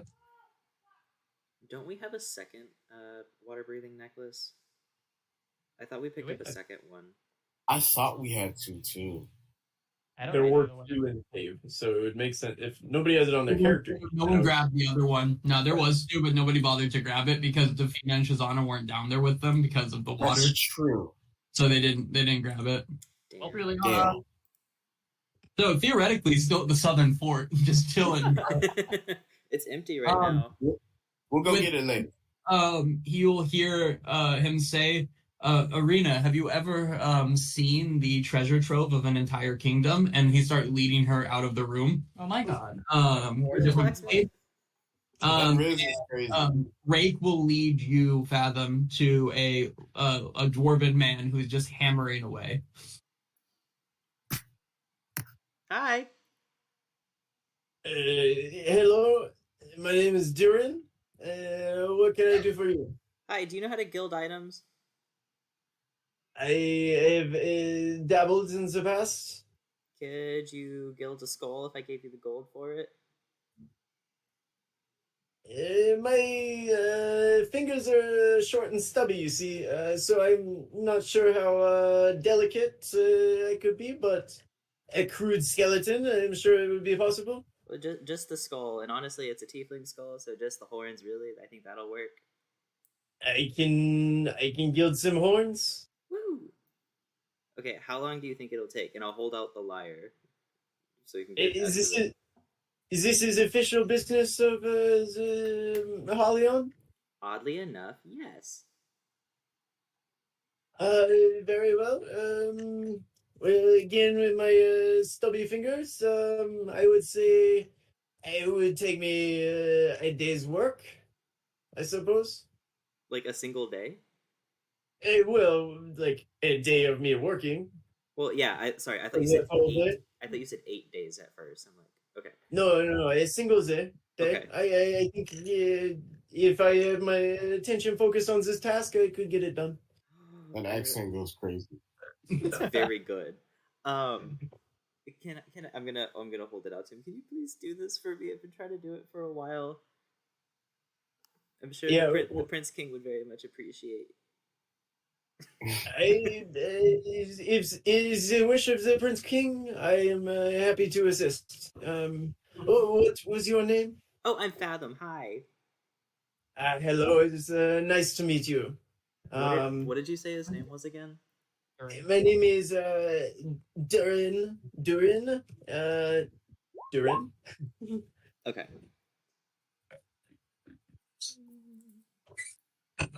Durin. Okay, cool. Thank you, Durin. And I how much gold does he need? Because I have 300 gold pieces, and that's how much the spell requires. So you need. I'm sorry. What is it that you need? Like. I need. It needs to be a gilded skull, worth 300 gold. So I figured I would give him 300 gold to gild the skull with. So okay, you have a skull and you just need it. Like. Okay. I think that's reasonable. 300 gold to cover the skull. Mm-hmm. And I'll gild it. And I'll throw in an extra 50 for him. Oh, you were too kind. My wife and children will be very happy. They'll eat well this week. Thank you, Fathom. I can have this done by, I'd say, tomorrow evening, probably. If not, please don't be mad. It should be done within 2 days. You have a week at most, but I appreciate the expedition. How do you? Well, I don't know words. Thank you. You are very welcome. And he'll turn and continue hammering away. Fathom feels naked without his lyre, but he must persist. So we shouldn't go to the volcano. Yeah, if No, we're gonna wait not here a right couple now. days now, yeah, we No, I might end don't up being think late so. to the siege. Okay. There's still some markets that we might. I think he said we might even be able to like go back to the village to see if there was anything arena needed that might have survived the fires. Very unlikely, but still a possibility. But we have a week to figure stuff out before. Yeah. Maybe around day 5 or day 6 we sail up there and get closer to it. That way we're more ready. I want When to. I can turn into an owl, and I'm wondering. I'd have to use polymorph for it, so I want to kind of try it out before we get over there and see how much I can retain as an owl to scout out the fort and like the amount of people I see and all that kind of stuff. But I kind of want to try that here, so I know. If you Mhm. if we get Deciding close and you turn into a giant owl, I can ride on your back and make us both invisible. And if we get within a mile, I can use clairvoyance to check it out, and we can act as like a quick little recon team. Yes, That's absolutely. That is what we're going to do. I mean, I imagine we'll be able to get pretty close, as I said. They're gonna be sieging it, so they're gonna, we're probably gonna have CL forces, probably fairly close. can you do both though? Be invisible and clairvoyance? No, but the invisibility can get us close enough to where we can get into a position to hide, and then Okay. I can class clairvoyance, and then I can use invisibility again because that'll Okay. use up all of my 3rd level spells for a day. But I still have a 4th level, and if need be, I can turn just myself or just Bird McKaylee invisible. Bird McKaylee. Also, think about how crazy this siege is gonna end up being whenever we storm the fort and we throw like a demon in there, throw the demon horse in there. Fathom's gonna be spawning undead in there. Yeah. I'm gonna think it's the apocalypse. And that'll give Horsey enough time to regenerate. Oh, Okay, and I that's can true. also summon a normal horse, which is less intimidating. Let's just throw. Okay. Let's just throw the zoo at them. Yeah. Horsey's only on day 2. Oh no. How long until it's 5 days, right? Or 7? 5. Okay, perfect. So 3 more. Or it takes us a day to get there, right? So Yeah, no, we'll be good. Let's go shopping then. Right. So, one thing we can do is after, at any point during this, we can fast forward time a bit if you want to. But for now, is there any place specifically you wanted to go? Can you read the shop again? Are you gonna like head to the workplace area? Yeah. I'd like to get a diamond, please. You would like to do what? I'd like to get a diamond, please. Oh, perfect. Yeah, let's start with going there, and then there's 4 shops. Chalk and slate. There is spices. All sauces, all sales, and then a guy selling parchment, ink, and quills. Back in the opalescent pearl. So I guess who's going where? So right now we have Laurel's going to the opalescent pearl. I'm Mhm. intrigued. I want to go there last. Well, you guys want the rest of you just head to the marketplace and go to the all sales welcome place? Is that what you're saying? Yeah. Kara? Yeah. Okay. So Laurel, you'll go in and pull the guy there, his name is Poldenlin. He'll be there. Yes. My man. No, put it back. My man. Do I know you? No, you don't. Not yet. I'm Laurel. Lovely name, Laurel. I'm Poldenlin. Yeah, I'm Laurel Coreheart. Nice to meet you. Nice to meet you. Of the like Upper East Side Coral Hearts. Yeah, you know, one of those. Fair enough. Welcome into the opalescent pearl. Is there anything I can do for you? We do Yes. have pearls. Oh, I like the name. I like it. Like the name. I'm looking for diamonds. I have 2 diamonds in stock currently. I recently sold one. Oh, I have yeah, this one for 100 gold, and it's a fairly small one. And I have this one. This is 1,000 gold, and it's like a massive diamond. Yeah, I don't need that much of the diamond. So I'll take the 100 gold. Just 100 gold is good for you? Yes, the 100 gold is good for me, at least for today. It's like this. It's like a grain of sand. Yeah, I was gonna say it's like a small diamond, right? And he hands you a diamond and takes your 100 gold and says, "Anything else I can do for you? You look like somebody that would have a lovely girlfriend or wife or significant other for whom to buy nice jewelry for." And he holds up a gold necklace with red stones on it. He learned from his mistakes. How much for the necklace? This necklace is quite nice. 250 gold pieces, and it's quite. Is it quite nice? Give me an insight check, unless you think of a better reason to know why this necklace would be nice or not.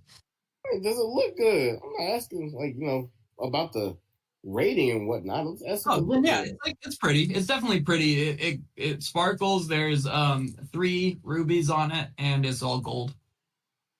Oh, okay. Here we go.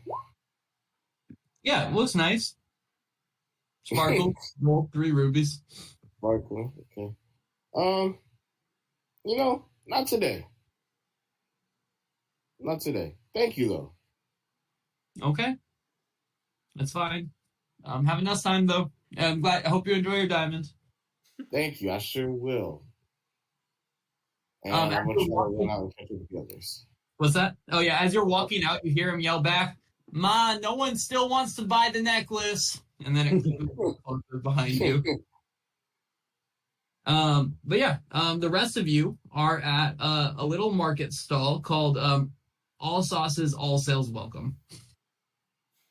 Yeah, and you see behind the counter is a very tall and skinny high elf man who is covered head to, or well, I'd say toes to neck in tattoos. No face tattoos, but up to his neck. King. And he's standing there kind of looking off into the distance when you approach. Hi. Ah, yes. Hello. Welcome to All Sauces, All Sales Welcome. Terrified. Oh. What do you sell? I buy and sell anything that he likes. Did you say Why do you anything touch Daddy him so? likes? You heard him. Anything. I was really hoping I didn't hear that right. He said anything he likes. Oh, I thought you said anything Daddy likes. Not Like, with you. no.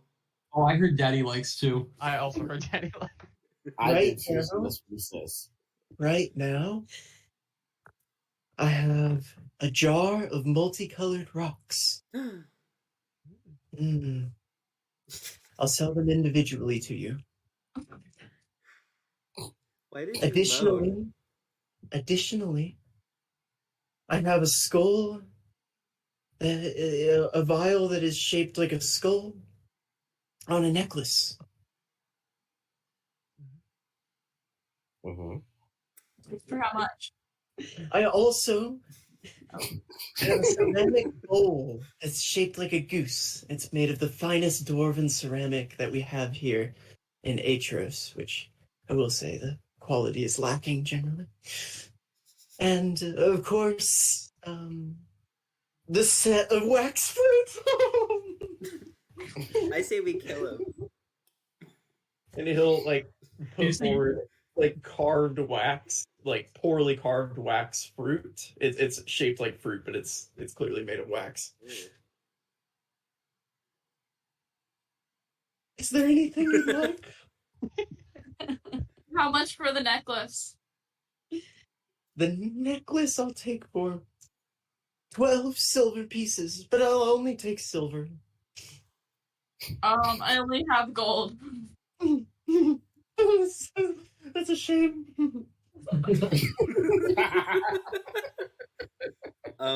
Can I run out of the shop and go anywhere else to exchange 2 gold for 20 silver? Oh my god. There's right next to that is a place that sells spices, and you see a man that is clearly half goblin and half elf. He's ugly. He's an ugly man. He goes, "You need some silver? I do. He's a real good goblin for real. You want to buy some pepper or?" Actually, maybe.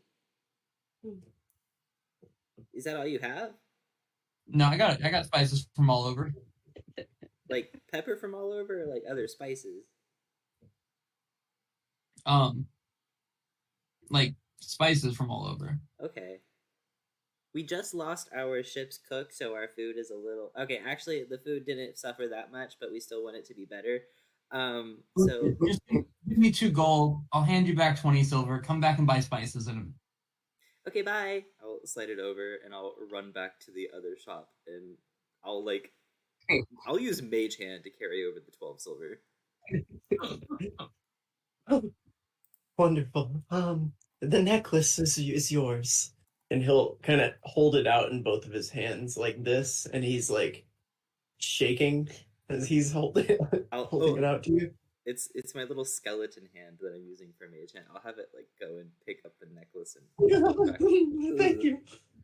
Oh, I'm gonna run away. can I get you anything else? How much for the Thank you. rocks? Yeah. Each Same rock is 10 copper pieces. But only copper? But only copper, please. Okay, I think I'm fine without rocks. They're very pretty. Do they do anything? I want those rocks now. Does any rock do anything? I'm gonna run back out to the spice store and exchange 3 I have silver. 10 copper. Okay, I want to get a rock for Finkus when we see him again. And I want to... Nice. Laurel wants one, and Fathom wants one. So we need... They are very pretty. They are pretty rocks. You can pick. They have all the rainbow of colors, so whatever color you'd like. I'm gonna get a sea blue. Yep. Fathom wants to pick out one that's the color of Calm Like Rain's eyes.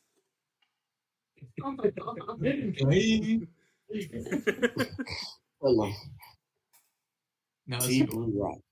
But I'll What are run you next picking up door. for Finkus? What are you picking for Finkus? Oh, what's a nice color? What do you guys think Finkus would like? I'll I get it. mean, we're being honest, pink. I was gonna say pink. I was also thinking pink. Okay, so let's go Do pink. it. Pink is for Finkus. It's the K, the hard K sound. I'll say hard K. So yeah, I'll get a pink for me, whatever color as Calm Like Rain has, and then the one for Laurel, and I'll actually run next door and exchange 3 silver, so Dazeth doesn't have to expend his money for something like this. And I'll let everyone know that we have to buy spices now. I'm already at the spice stand. Oh, okay, cool. I'll drop a gold piece on You spices. can pick out your own rocks. Thank you. Okay. I hope you have a wonderful day. Thank you for visiting. Thank you. And he's gonna go back and like he's just gonna kind of like kneel down so that he slowly goes behind the counter and you can't see him anymore. Man needs so much help. Yeah, So, we're his only customers, right? I don't know. There's a ceramic goose bowl, so I need to know his audience. told you the facts. So next to it is the spice shop. Additionally, there's chalk and slate, the fine parchment, ink, and quills, and then I did miss one. There's a dragonborn woman, standing in front of a like just small table, like a bench-like table. But she seems to be selling something. But yeah, the spice one, the half-elf, half-goblin says, okay, welcome to Clume's Spices. Spices from all over the globe. You want spices? Can I have turmeric? Yeah. How much turmeric? How much? Like a bag. Like a bag of turmeric? Yeah. Did you bring a bag? No, you can supply the bag. Oh, cool. Let's create more waste for the environment. Damn. God, I hate you guys. Sure. Sure, let me go find a bag for you to eventually throw on the ground and waste. End up back in the ocean, probably end up back here. Isn't it all biodegradable stuff? Like, Did anyone get this? that vial? and The skeleton vial? Oh, Yeah, Fathom did. he's gonna fill up like a little purple satchel. This type looks like this, basically, with turmeric, like this much turmeric. Oh my And he's God. gonna say, that's gonna be 650 gold pieces. Fuck. What the? No. Okay, how much turmeric do you want then? 1 gold piece. And he just turns it and just pours all of it out until there's like a solid like tablespoon left in it.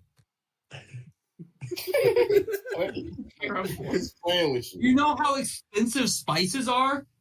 Also, 50% of every dollar I make here goes back to the ocean. What? You just throw it in the ocean? Yeah, I have like a little hole. I thought, is that? Where's the hole you throw your money in? Maybe we want to throw some in too. We would love to make a donation to the ocean. Persuasion check. Oh my God, this is what Fathom is good at. Come on. This is the time. And Mako too. 650? Oh Do my you know gosh. where turmeric is gone? This guy does. It's a 18. root. You don't know. 18. He says, what did you say, Fathom, originally? Where's the hole? Maybe we want to make a donation or throw some money into the ocean. Let me see the money first. I'll I- I'll pull out 2 silver. Yeah, I'll show you guys the hole. You gotta wait till the end of the day, though, okay? Are you just gonna trust us like that? What if we take the money? Fathom. No, why would you take the money? It's going to the ocean. You Well, guys yeah. are all seemingly decent people. Yeah, but you don't know us, so why would you trust us? Like, Fathom. it's like, Look, dude, It's if like, you want to here's see my the safe. whole where I throw my cash in, if you want to see the whole where I throw my cash in, come here at the end of the day. I just can't leave my spice stand because people steal spices. but you're. Arizona. I'm gonna stare back. What's that?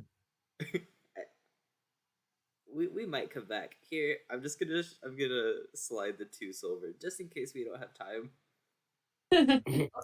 And he'll take it. Any other spices, anyone? Anyone want some spices? You have saffron. I got saffron. Why does he have? I don't think we can afford saffron.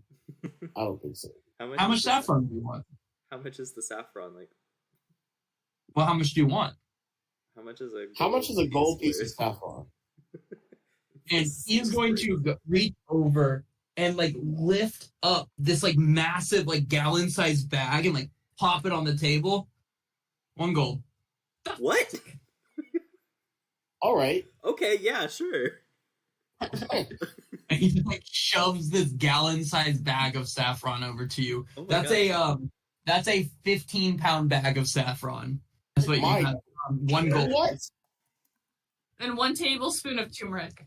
You want any more spices? Yes, right. Y'all don't know what grows in Aetros. You don't know what Plume knows. I love when you Okay. Well, Wait, maybe what's we his should name? stock up just in case we ever get a cook. Plume. So, I'll yeah. put this is on. Wait, I plume or want- plume? Plume. K-L-U-M. Oh, okay. Hey, buddy. Yeah, no, saffron grows like crazy over near Windport. There's just like fields of it. That's where, that's where my mom actually is from. She was a goblin, hence the green skin and ears. Your mom was Yeah. the goblin. Yeah. With you have a different image in your head? I thought it would be your dad. Why? Powerful women are attractive. Ain't that I'm- right? Is she still alive? Yeah. Okay. Last I heard, she was, what was the word? Hanging out with her good flirg buddies over in the fields near Windport, but that was like a year ago, so who knows what's happening now. Yeah. Definitely still that. I should reach out. You don't. Still that. Oh, I'm gonna hug him. I hope you guys come back later to go see my money hole. No, hey, buddy. Yeah? I need a pound of every spice that you have. Not No, pound. don't- Not pound. I will give you. How many spices do you have? There is about, let's say, 45 different just like bags of spices in front of you, like a little spice market. Okay. So give me. I'll give you a gold piece for each of them. I want a Do you want gold a piece gold piece for for each every one? spice. He will make you he'll give you like a little vial for each of these, and each vial he pulls out, he's gonna look at you like you're a real piece of shit for making him fill up the vial. For this. But he'll like, oh, let me pick up more glass that will end up in the ocean. Oh, here's another one. Oh, let me fill this one up. And he says for a vial of each of these, he will do it for he'll do it for 100 gold pieces for a vial of every spice. No. I meant a gold. All right, fine. Yeah, some of these you're gonna get like a pinch of it for a gold piece, and if I sell you a pinch of it, then I'm gonna waste a massive vial or bag for you to get a pinch of something. All right. I will give you your gold. That's right. Thank you You ever for your seen time. another spice market anywhere in Aetros? Because I sure haven't, dicks. I'm giving you business. And he hands you, and you see him as soon as you hand it, he puts 50 gold pieces off to the side. You see like a pile of money on one side of the table and pockets the other 50 and says, "Okay, anyone else want spices?" I'm coming back for that shit. Lovely human I friend. Dazeth, you want He's gonna spices? fight you down. I'm good. I think we have enough food. I don't need any, thank you. Okay. I got enough for all of us. I got a lot of But I'm the bad saffron. guy. Honestly, you guys see stressed. I recommend going to see Korag, the nice dragonborn lady over there. She'll help you feel better. Yes. Like, Yeah, I'm gonna start heading back over there. Bye, Clume. Yep, nice to meet you guys. Come back later tonight if you want to see the money hole. Say that. Yeah, I'm louder. coming back. Don't give me attitude. I'm taking that damn 50. This is in his mind. Thank you. Alright. Hello, I'm Korag. I give massage 1 gold piece. Deal. One gold piece. I put down a gold piece and I lay down. Massage for the bulky, not French, for the bulky elf one. The rest of you? Nelson How put one much down. What about this one? Oh, does it? Or he doesn't know your name. I'm sorry. That'd be wild though, right? This random soup. How much was it? 1 gold piece. I can afford that. I can do 3 at once. What? What? No question, Korag. Corey, do you have anything else that could help us relax for this massage? You sell. Dragon. You want drug? Nice, relaxing time. 1 more gold piece? More relaxation. Oh my If god. they do drugs, I'm pretty sure they do I other put stuff. down I'm another. not sold. Yeah, another gold piece, and she's going to reach in a pocket, and she's going to say, "You 3, or whoever's doing it, lay down on the tables." And there's like All right. there's like 3 wooden benches, in I'll lay in down. front of her. And she's like, very quickly, anybody that's sitting down, she's going to kind of walk in front of you, reach behind her, and in front of you, hold out her hand, just say, "Take a sniff." Make a listen. Sniff. And she'll do that to everybody. Is everybody taking a sniff? No. Yeah. Why not? Yeah, instantly your noses sting and you feel significantly better. Next thing you know, you've woken up and it seems to be a different time of day, and you feel a type of relaxation you have never felt in your life. You feel very nice. All right, how much All gold right. did that cost? Are the friends still there? The friends, well, Fathom and Dazeth, who did get massaged. yeah, Fathom and Dazeth, they pass the fuck out. So I guess you guys can do whatever you want, but she gets to work, like, she's immediately, like, there's three of them, right? So one of her feet is, like, working one of them, and two of her hands are working the other. She's, like, giving 3 massages at once. It's very impressive. But this goes on for, like, an hour. And you can't get any response from them. There's nothing going on with them while this is going on. Like, they just look like they're being pummeled as corpses, essentially. I'm gonna throw in 2 gold for my tip.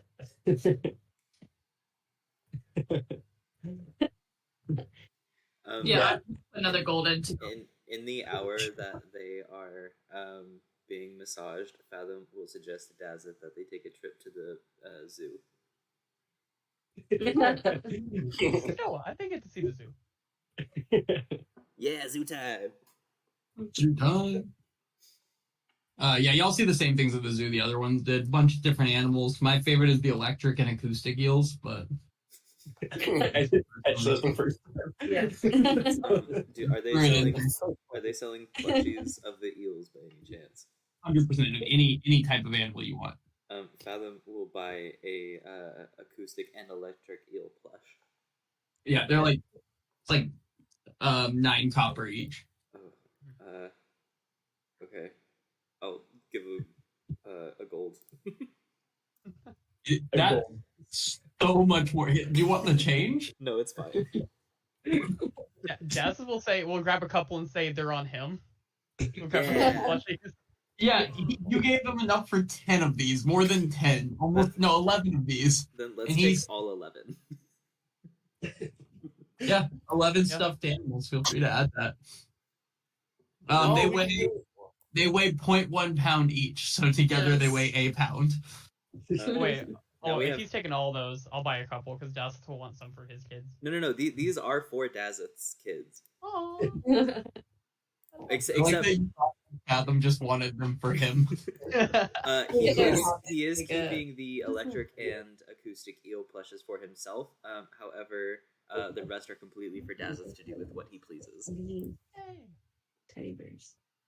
Oh, Beanie Babies? Beanie babies. You guys have a Beanie Baby We're collection? gonna have a Beanie Baby collection. Oh my Oh, God. it's been so long since I've seen Beanie It's an Babies. investment. Don't take the tags off.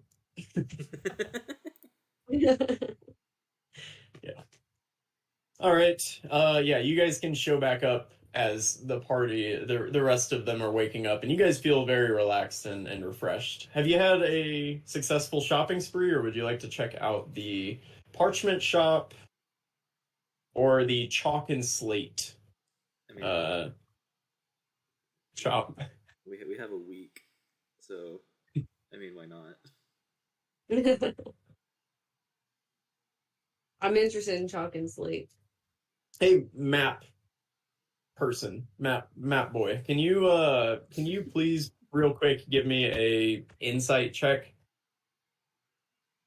You darn tootin'.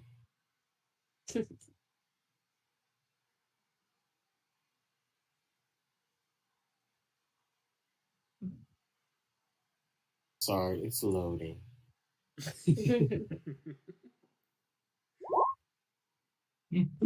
Beautiful. Yeah, you feel pretty confident. If you wanted to, you could get to the volcano in like 2.5 days probably. And at that point you know that you are significantly closer to the fort than you are now once you get to the once you get to the bay, at least that you told you to park the ship in, you'd be right there. Yeah, so I was thinking, we could go up to the volcano and then come back down after, before not Dazeth. Sorry. Wow. That's what. Dazeth, thank you. Dazeth, hears from the king, and we can attack from the north. while they're attacking from the south. That's what I was saying that we should do. Oh, my bad. They weren't listening to you either. But we can also fast forward a week and maybe get a phone call, a shell phone call. I just want to do some recon beforehand so we have an idea of like what we're walking into. So I no hear you, volcano Mom. or yes volcano? Or this is always an option. We can just go in like the badass pirate lords we are and just fuck shit up. To the fort. No, I think we sneak attack a little bit. Yeah, I think we Yeah. need to be a bit more strategic with this one. Okay, you saying this like we're not pirate lords. But I don't think we can So- just walk up and tell them to die, you know, because we're pirate lords. We could. just remember, Zava was also a pirate lord, and we took care of him pretty easily. So like, and their numbers like triple ours, if not way more. Yeah, I hear you. But see, he was one pirate lord, and we are many pirate lords. Make And us that's- the only that's pirate massive. They lord. were counted as like one group. Like if we had like a leader, like officially, like they would be the pirate lord. Yeah, make Like, us we're the just kind pirate of, like, lord. Yeah, make we. And so everyone we're but just all Makos, we're like, just Makos a all pirate lord. first, second, third lieutenants and whatnot. Exactly. Yeah. One thing I wanted to see is like how far away the fort is from like the shoreline and how big it was, because I can turn into a giant badger and potentially tunnel. And we could potentially get inside or get an out or send someone. If we attack from the back, they attack from the front, and then we send people in through the tunnel and they attack from the inside. That might be another thing to do. I just kind of want to get a look at what the fort is like and how many people are there and just some like information about it before we just kind of charge. No, that would be cool. I mean, so what, you want to go right now? We don't have to go like right now. I'm just saying, like, I don't know. Is that something that you guys? I mean, based on That tunnel idea is not a bad idea. How long can you? How far can you dig? Oh, I don't know. I was gonna Oh. wait until someone told me I couldn't do it.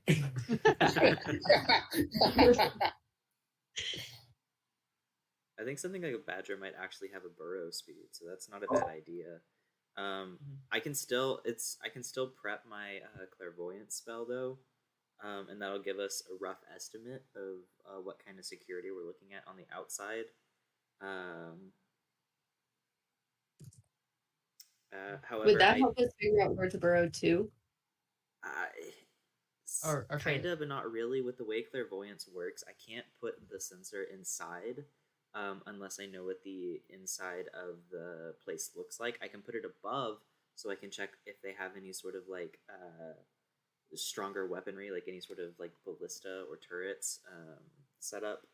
But I can't check inside unless it's either open or I'm familiar with it.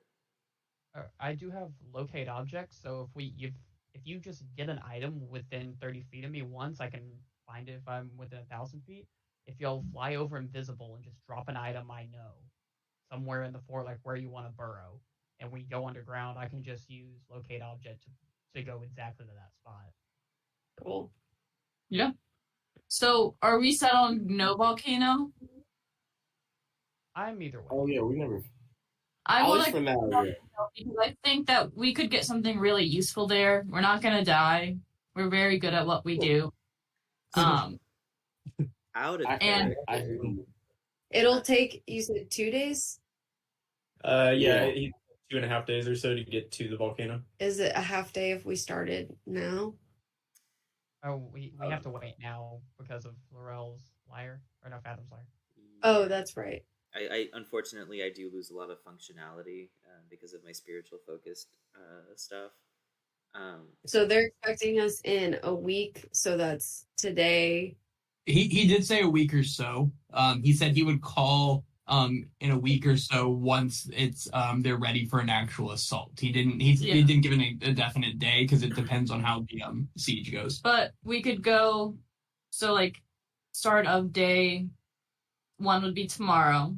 Day 2, we leave early or we leave tonight.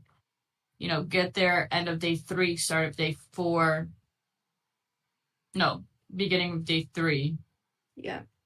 And then day 4, get to ball, do our thing.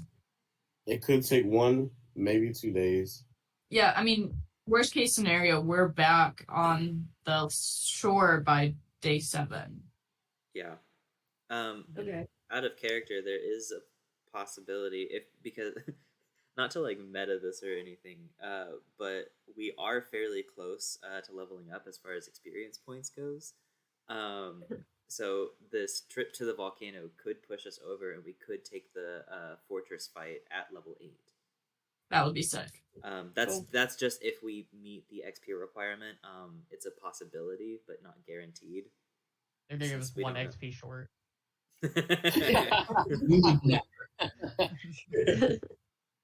Well, you tried just hard enough. Don't try one. But that's a possibility. We just can't leave until tomorrow evening at earliest, so I can get my lyre. I think we do it. To the Yeah. volcano. And then when we come back, then we can do recon, and we Yep. can use that shell to communicate what we've learned and kind of set up a plan. Exactly. Okay. Cool. All right. Like it. Okay. Volcano. Is there recon. anything you want to do before tomorrow evening? No. Mm, I am slightly curious on how the prince is putting the moves on Arena. Oh my god, yes. Can I cast clairvoyance into the chamber we were at? I want to see if they're making out in his chair. Yeah, you don't see that happening. Okay. She seems to have gone off with some of the like attendants, and he is actually working in the castle. Oh, okay, fine. Wow. Boo. Humor us. You've been humored enough. If you look enough times, you find him at one point laying his head in her lap, and when they're in the throne, and he's just talking about Hallion. You know Aw. what? That's good enough. Happy for them. We stand. But after or the next evening, if you go to try to collect your lyre, Durin will very happily kind of hold it up to you, and it's pretty good. I mean, it's definitely gilded. It's not the most like fine craftsmanship, and he'll say, I am actually very happy with this work. The stubby fingers did not let me down. I hope you are as happy as I am. I'm gonna squeal and hug him really tight and tell him that the texture gives it a spooky appearance, and I love it. Oh, that is perfect. All right. Good luck on your journey, my friend. I hope to see you again. Bye. And then I'm going to scare everyone by summoning my undead. Yeah. All right. I was just gonna say, can we double check to make sure we have the food and stuff on board? Yes, you had that delivered at one point during the last day. They delivered it to your ship. 50 days worth of rations. Oh, that's so many. Good job. Oh shoot! How many days has it been since we left Pharaoh's? Didn't they say? Because we still have the Vipers, and we have them employed for 17 gold a day for their whole group. Such a good point. And at first we were Well, that's expecting like fine. 3 to 5 weeks, but with the way this is going, we're gonna have to employ them longer. I think we have gold. We're gonna get more gold. We have plenty of gold, and yeah, we have plenty of gold, and they're cheap. I mean, yeah, but we should still keep that in mind just in case something happens. Yeah. We do have to go back. We do have to tell them. So we'll tell them that, yo, if y'all want to, we'll keep paying you, keep staying. No, yeah. Well, Yeah, they're fine with us. Or They're we good could facility. negotiate. They could stay, and then we could just pick up people who want to continue with the resistance. I say we keep them because they're possibly expendable. I agree. That's beside the point. I think You it's have been to pay dead people. Ain't that right? At Shazana. I think it's been 18 days. Is that right? Well, That's what I'm seeing too, 17 or 18, something like that.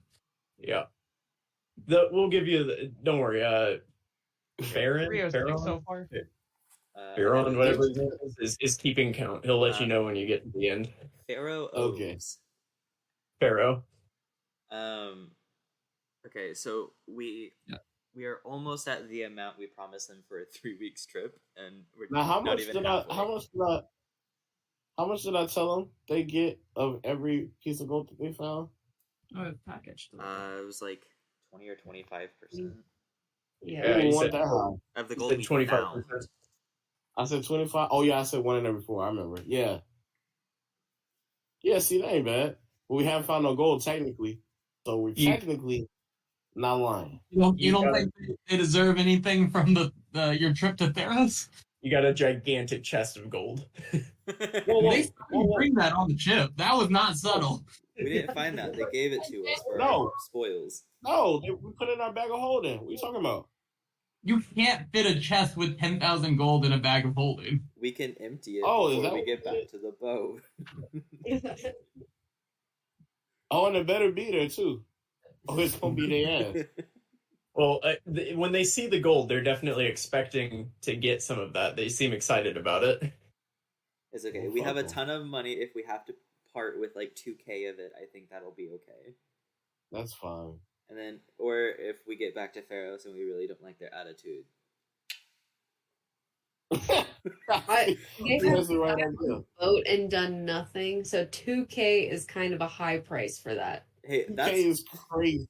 less than what Just- Laurel technically promised. They're really, really low. Really. Yeah. And I don't even know if they can fight. That's So- true.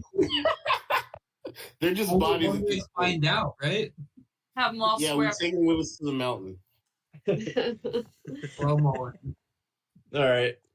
The next day is a day with good winds, and so can I get with favorable winds, and so can I get a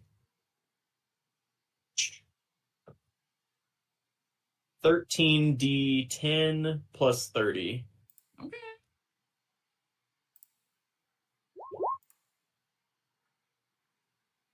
Oh 106. Can you, Laurel? Can you draw your path on this map? Damn, that's a Yep. really good roll.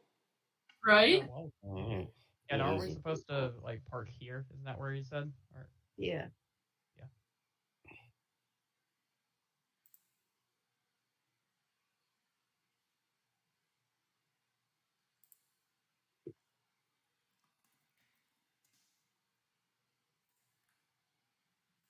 Easily in, I don't know, the early afternoon, you land on a rocky coastline, but you can find a small section of beach that seems to lead up into a forested, it looks like kind of a pine forest that comes out of the up from the cliffs. And so you can kind of land along this beach that leads up to the forest. And it's midday. Yeah, it's early afternoon. I think we start our hike. What do you guys think? Yeah. We Soon should as figure possible. out what we're doing with the boat first. I don't think we want to leave it just with the Viper crew. They can't sail it by themselves technically, but I don't know if we want to leave our ship completely unattended. But then Yeah, I do we think- want to take Rain or Defina with us? Or both and just leave Bug in charge? Defina's gonna say, please don't leave me on the boat again. I really could use a battle. All right. Is Rain How willing does to Rain- stay? He doesn't seem super happy about it, but he's willing to. We need you in charge, and I'm gonna hand him the stone that looks like his eyes. And he'll just kind of like stare you down for a minute, and then he'll like smile and turn and be like, I can't be mad. All right. And he'll walk away and just like kind of like that. Okay. I'm gonna punch Fathom in the arm and tell him to go kiss him.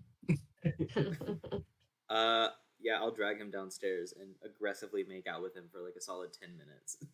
No. No, what I meant. Are we just sitting there waiting? Yeah. Definitely. Yep. All right. When Fathom returns, Defina will have like everything that she needs to carry like ready with her, and she's like ready to go, Oh, I love her. prepped. All right. Matt, lead us the way. Oh yes, I shall. Yeah, draw me. Yeah, okay. I guess you don't draw me the map. What's your marching order, real quick? I'm guessing Laurel is leading. That's what it seems like. You boy. Laurel. I'll be at the Nico. front in case there's a fight. I can be the front line. Okay. Laurel, Dazeth, Fathom, I will summon my Nico. trip. and Enna. I never said I Is- wanted to be in the middle. Yeah, but everybody else called theirs first, so that's where you ended up. Okay, that's where I belong anyway. It's fine. Oh, and Defina's between Fathom and Mako. Yeah. It's just everyone protecting Fathom. There we go. Okay. Can I get a survival check from our fearless leader who is taking us in that direction? Yes, you may.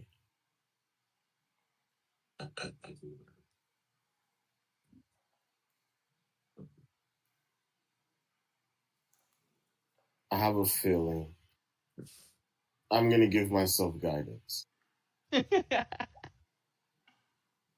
Oh my god, I have guidance. I could Doesn't need it. do it anyway. Take a signal.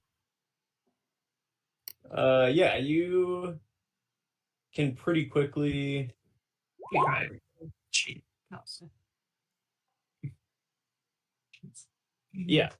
You pretty quickly get up onto the beach and into the woods, and you find a trail. It doesn't seem well used. It doesn't seem like even a horse with a cart could get on it, but just you guys, and I guess the steed, Dazeth's steed, you guys could ride on this. It's basically like just a hiking path, is what you find through the woods. And with that survival, that is pretty good.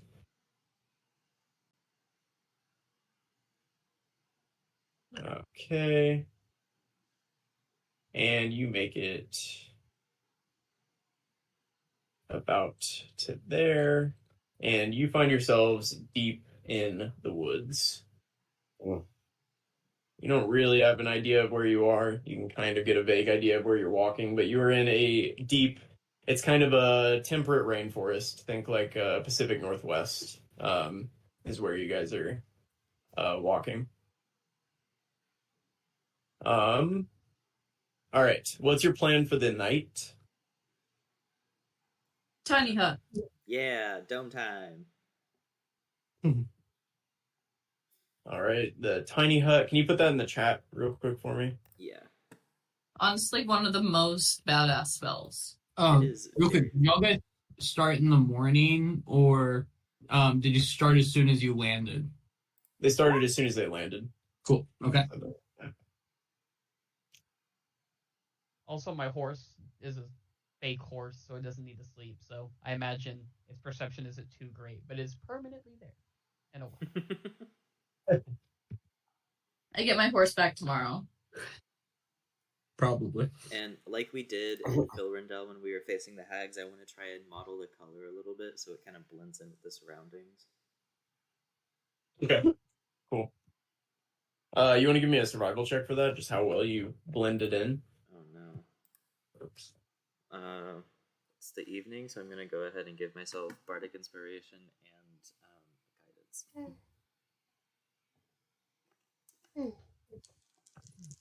Survival is 4. Oh, wow. Okay, so that's an No, you 8, didn't. 10 plus 4. 14 after all of my bonuses. 14. Damn. Cool. All right. Yeah, you guys get to sleep for the night.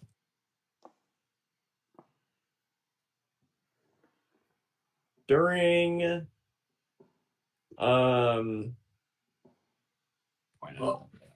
during Laurel's watch, you're kind of sitting in the tent looking around. You can see out of the hut, right? Isn't that how it works? Yeah, it's completely transparent from the inside, but it's opaque from the outside. Yeah, during your time, you see some lights, kind of ghostly lights appear around the hut, and they seem to linger for a moment before moving on away from the hut.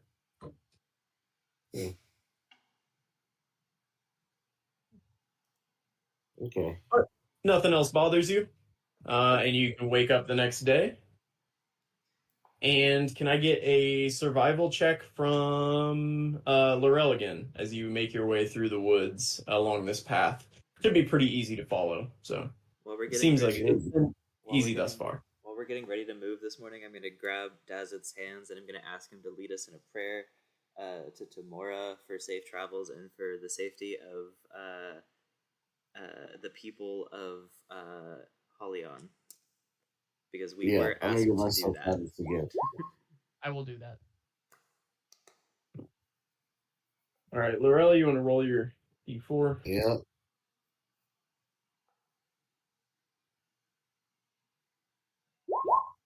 Again, yeah. Yeah, it's a pretty easy path to follow. You don't seem to be having any trouble throughout the day, but you don't really know where you are or where you're going exactly. About halfway through the day, I think most of you have a high enough passive perception. You come across kind of a hill. You climb this hill. It's tough. You get to the top and you guys are panting for sure. Like it's a hard hill to climb, especially with all the gear you're holding.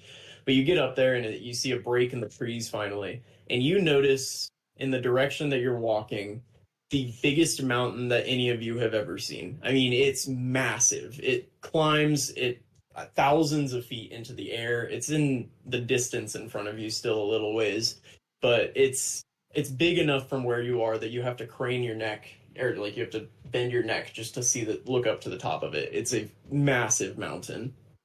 It's snow-capped at the top, and it seems to have trees that climb about halfway up before it becomes rocky and jagged. And that's in the direction that you're walking. That's gonna take forever. Well, not unless we have to get to the very top. Which we may, but you know. I mean, I can climb shit and we can fly. yeah, 3 of us have polymorph. We can turn into giant like birds, and I think giant eagle is a thing we can turn into. Yeah. I just can rocket turn over the into a top. giant eagle, and Uh, the only thing with if we like enough of us have to maintain our intelligence, so we don't get separated. My Yeah. flying horse could take 2 people easily, so it could be me and Dazeth. I don't have good intelligence, and I'm pretty sure Dazeth doesn't either. Same.